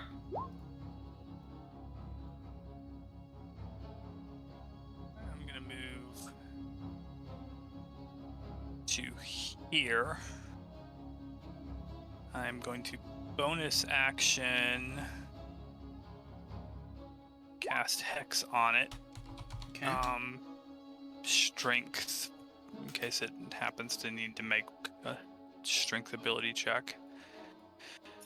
And I'm gonna keep blasting. Okay.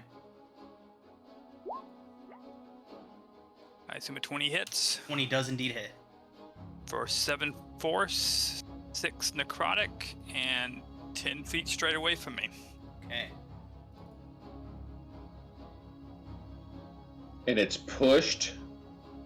Pushed. It is forced movement. Forced movement. Okay. Yeah, sorry.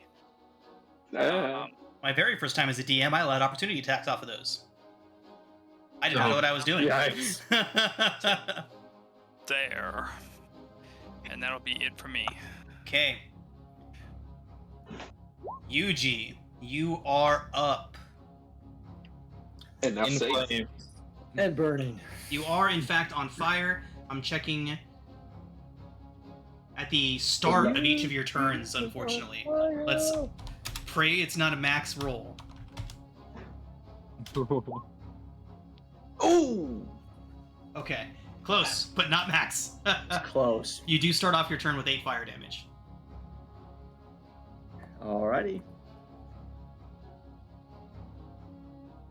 That changes the plan a little bit.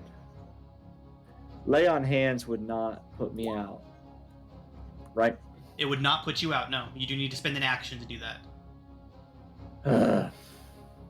Or somebody else needs to be nice and spend an action to do it. I'll stop, drop, and roll. Okay. Red Put myself Red politely spits on him. Oh. Yeah, I don't think Yuji would find that humorous. Yeah, he'll No. stop, drop, and roll, and put himself I don't think out. anyone would find that humorous. She does. She's laughing. Okay, alright, you are put out. Yay. That's it. Okay, I'm not burning another spell slot on a spell, so it rushes between the two of you. of course it does. Yuji, we'll start with you. That Of course. is...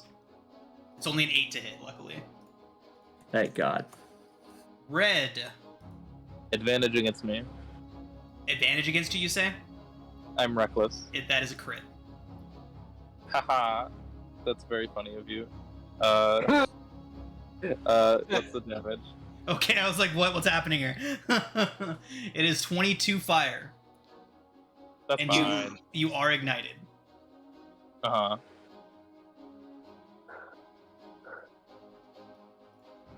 I'm Alright. great at math. Tinge, you are up. Yuji, you didn't start within 30, end your turn within 30 feet of the forge, did you? No good, okay. No, I made sure to stay out of that. Alright, Tinge, you're up. Alright, Echo's gonna just...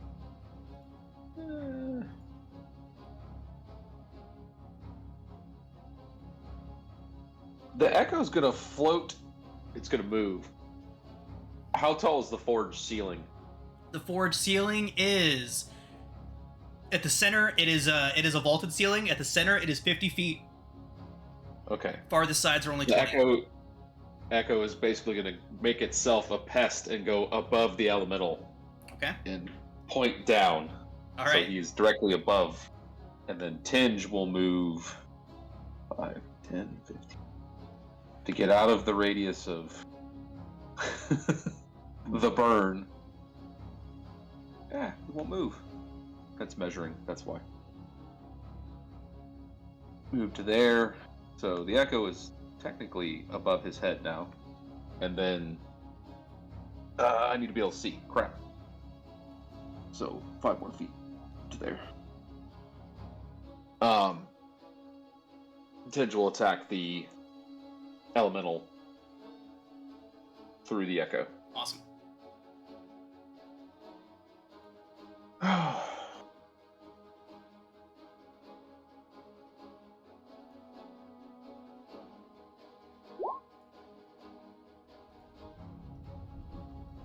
Okay, Yes, 19 no? hits. 19. Cool. Alright. Damage. 13 Nice. slashing, halved down to 6. And then I will use another Unleash to make a second attack. This will be 2 of 3. Good hit. Cool. And Another 5. awesome. That is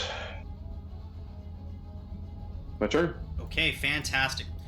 Tresca, you can see her continue hearing incantations, magical energy flowing out of her and into the runes beneath her. She shouts up, "It's almost time. Get ready to take the crucible."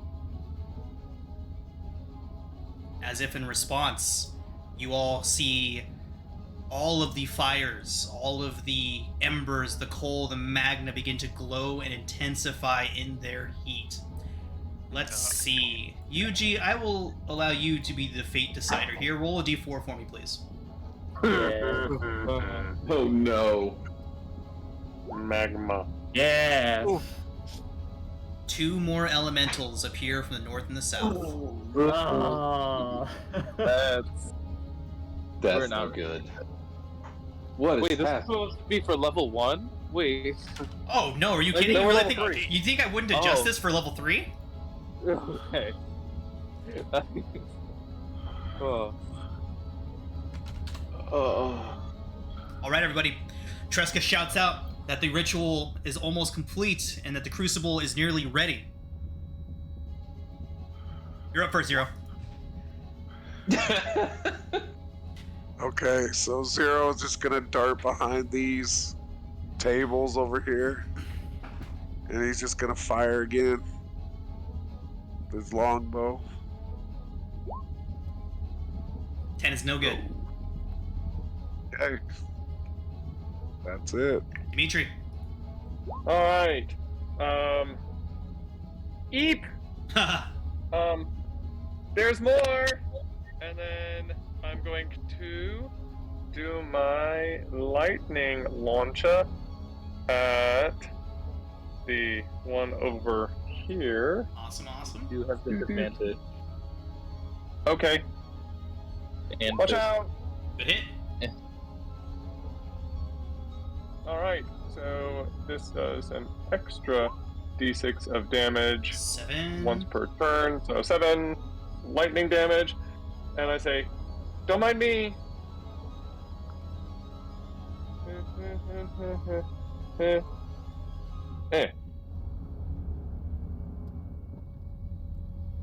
Sorry, I'm trying to go through the turn tracker. I have 35 feet of movement, All right. and I am done. Red, what are you doing? does the elemental not attack it then? Was that an Is he- opportunity? Was he close enough? I was he over here. Oh, I was right here. Yeah, it's Yeah. not within range. Isn't it? Wait, I'm confused. It's between a bunch of squares. Yeah, I'll go don't ahead and set it up there. Yeah. Okay. Thank you. I had just was- dragged it out, so it was not centered properly in a location. Okay. Okay. Same with this one down here properly. That one's gonna be right there. You're trying to get me burned. No I comment. don't know. Haven't been touched yet. No. She loves Dimitri. The Okay. Warforged is actively waving someone down to come over. Anyone. Oh, great. Okay. Yeah, it's got to be Any used. strong I won't survive the person. attack. You gotta go. But yeah, we're not gonna be able to. Okay, so she's just going to look at Yuji through the flame, and then take a bite out of this thing, like Nice. out of its fiery arm. Tresco would be 18. shouting, 18 hits. Tresco would be shouting that it's going to take precision, someone with a keen eye. Oh, great! I don't have that much, but that is. It takes a total of 2 piercing from that bite, and then she is going to action disengage, and Yuji Run will up. wink at Red as You do take 7 she fire damage, right? disengages. oof. Okay. She is able to get to here. Okay. 7 fire, nice. Oh, so you don't have to have strength to hold the crucible up. You just need to have She says good it'll take. precision. Yep. Oh, okay. Well, Okay. Fine. Red, I need you to make a Constitution saving throw.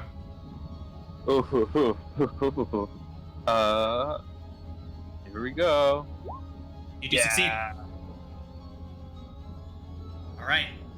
Kay, what do you do? This thing appeared where I can't move without taking an opportunity attack, unfortunately.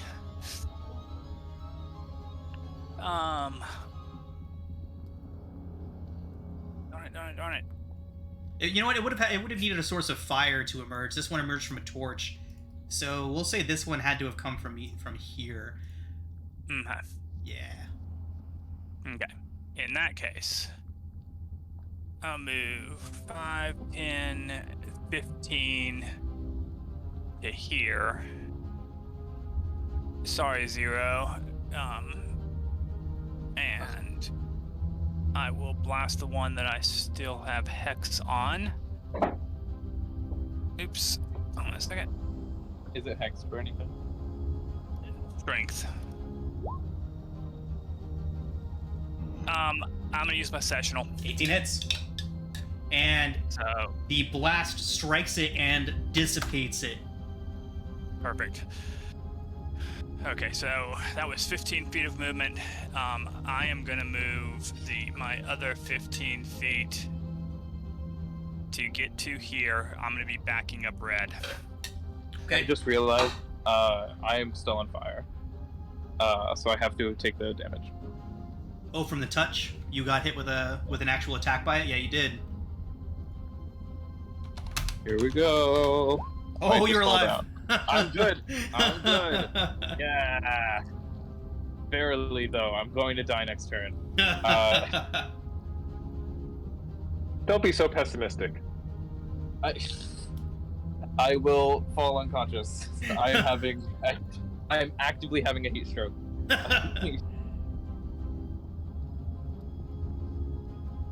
Okay. Okay, anything else? Okay. Oh no, that's it for me. Yuji. I'll run over to red. The one time I actually wait for you to And- press the button, you don't press the button. I'm sitting here. I'm Bonus never action, gonna I press move the my button. Hex to this guy. Okay. I'll run over here and I'll lay on hands red Aww. How much? for all 15. Friendship. I'm sorry Oh for my spitting God. on you. I'm not. I was helping put out the fire in the only way I could. And then I'll stand right there and point my spear at the elemental that's gonna wreck my face. Oh god. So brave. Okay. That does bring us to the elemental's turn, and they are in fact going to commence with the Faces of Wrecking. This one rushes down towards Tinge. And since he can't get between the two of you, both of those attacks are for you, Tinge. That is a 17 and a 24. Oof, both hit. Oh, that is the saddest literal minimum damage on the first one's 15 fire total. You are on fire. It's so sad. Right, Yuji is just getting the brunt of it right now. Cause I feel so bad for you guys. Okay, the one to the south is gonna rush up, but it does have multiple targets. In fact, Of course. it is going to start with Triska. It does miss her with a 9 to hit, and will continue because it can sense what she is doing, bridging the gap between Fernia and here. As a 20 with the second one, but is only 7 fire. Triska is on fire. Oh. This gnome is on fire. Okay. Okay. Tinge, you're up.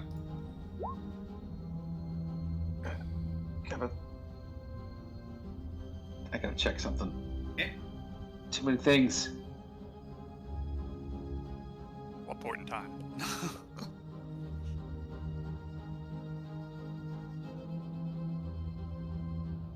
Oh. Okay. Alright, what is my distance from here to here?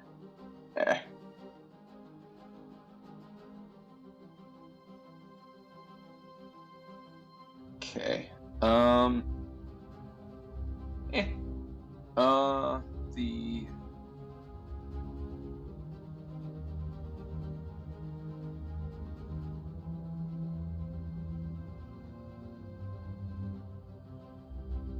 Echo, I'm going to command the Echo to move here. Okay.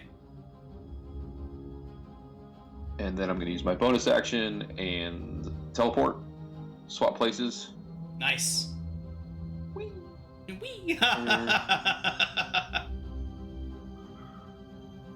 Okay. And just for functionality, just to see. Still within 30. Okay. All right.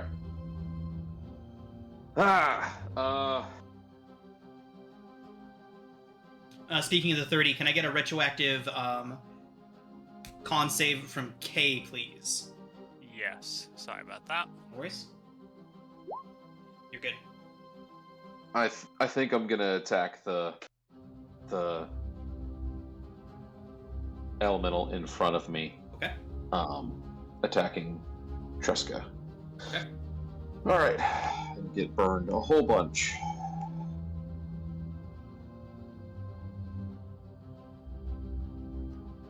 Still two-handed. 20's a good hit. Cool. So 4 slashing. Okay. And you are dealt 3 fire. Okay. This is bullshit.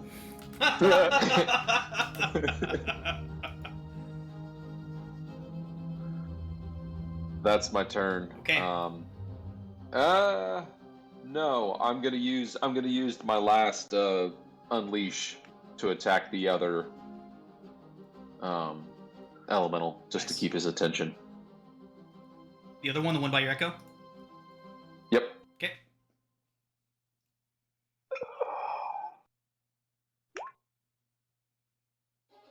Twelve does Nope. not hit. Okay, that's my turn. Okay. Tresca is going to use her action to put herself out, and you see her break concentration on the ritual for a brief moment. Luckily, no one was able to get the crucible to her yet anyways, so... Oh no. She takes this at the beginning of her turn, Oh no. right? Here we Yeah. go. She doesn't have that It's much. okay, it'll just be one. Oh, God. Oh. She is at Uh-oh. 1 hit point. Oh. She uses her action to put herself out.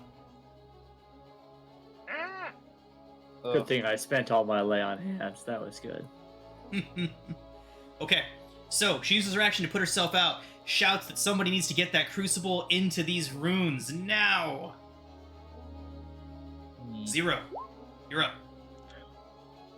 All right. Zero is gonna use his bonus action to cast Zephyr Strike, Nice, nice. and then he is going to fire at this guy up here, and then with his longbow.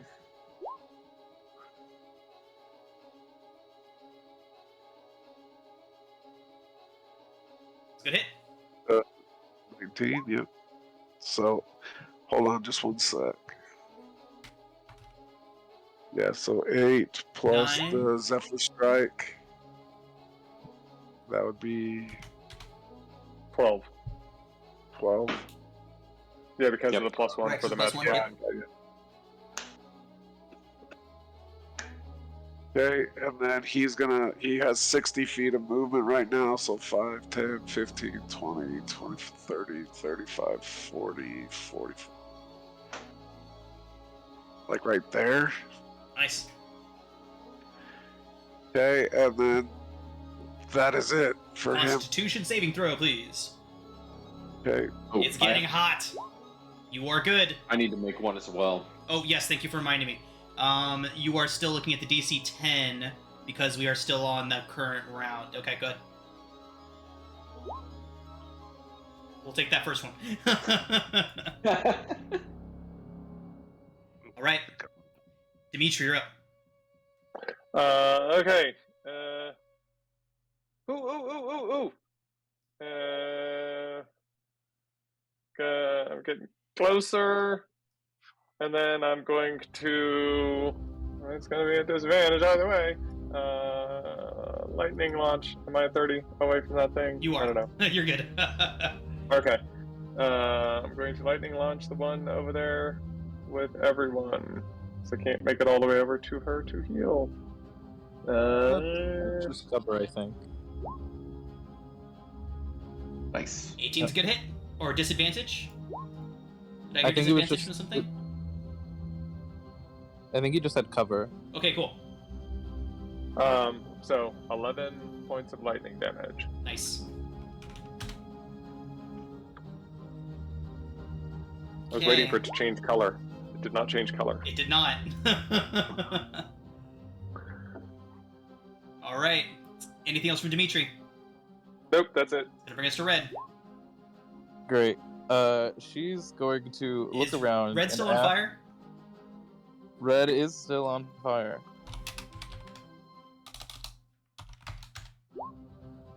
Yeah. Let's go. In your face, UG.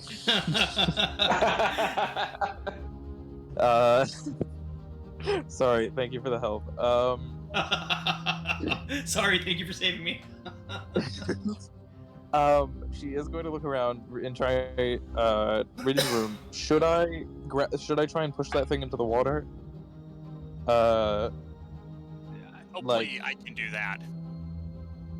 Oh, that's a good. Yeah, you do that. Good luck. That was my plan, at least. Yeah, she'll run over here, get the cauldron. Run over here, get the cauldron, and then bring it over here.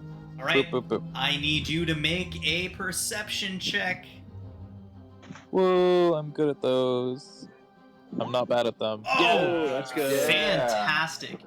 So much better than me. you pour the molten oral chakram into the runes, into the glyphs, you see Tresca pull a device from her backpack, and she holds it up, and it extends out into multiple segmented pieces of this rod with 2 glowing gems on either side of it. And yeah. The Okay. Ghostbusters theme plays. So, the molten metal flowing into these glyphs, they begin to spark to life with a hum and an orange glow. Tresca slams that rod into the focus of the circle and roars a command word in arcane tongue as the fire elemental reaches out to try to grab onto her once more. A net of ethereal tendrils gathers at the gnome's feet and then erupt outward towards the forge, striking the elemental, rushing directly past you, seeming to snake around you to reach towards every single source of flame in this place, and begins to draw from it. Fire, these ethereal tendrils begin to erupt outwards and begin to cage the otherworldly fury of the elementals in the fire. Tresca takes a deep breath and exhales it, and as she exhales, you see all of the fires begin to die down and calm. The elementals begin to turn into these little embers. You can see them shrinking, visibly growing smaller and smaller in size in front of you, until they are just fully extinguished. Good job, Tresca. You guys should really get tieflings for this kind of job, I feel. Tresca collapses onto her knees. She's like, noted. Oh, is she still on fire? I'd put her out. No, she used her action to put herself out, yeah. I drop and roll. I stop, drop, and roll. I'm still on fire. Yeah, after pouring out the pot, I drop it on the ground and stop, drop, and roll. Awesome. Yuji comes over and empties his water sack all over Red. Thank you. Thank you. Yeah, she would get up, her clothes kind of in embers. Not in embers, in like singed. And she would kind of just like respectfully bump into Yuji. I don't know what it is. Guys do it. Like with chest bump? Yeah, no, because that would require him reciprocating. She just bumps into him respectfully. Nice. Friend, please, friend. So Tresca lifts herself up to her feet. It says, "Great work, everyone." She takes out a notepad. We are out of combat. It is notably cooler in here now. It's still warm, but it is not the oppressive, otherworldly heat that was emanating from here before. She starts rummaging through a chest of materials, and she says that it should be safe to finish your client's order now. She retrieves a mold and starts cleaning out the soot and other detritus from this mold. She says that you were right to come to her and Stoke, because only the two of them could have been able to get the magic into the metal as it's being cast. And with that, She says it'll take a couple hours for her to finish up. And we're going to call it a session there. Excellent.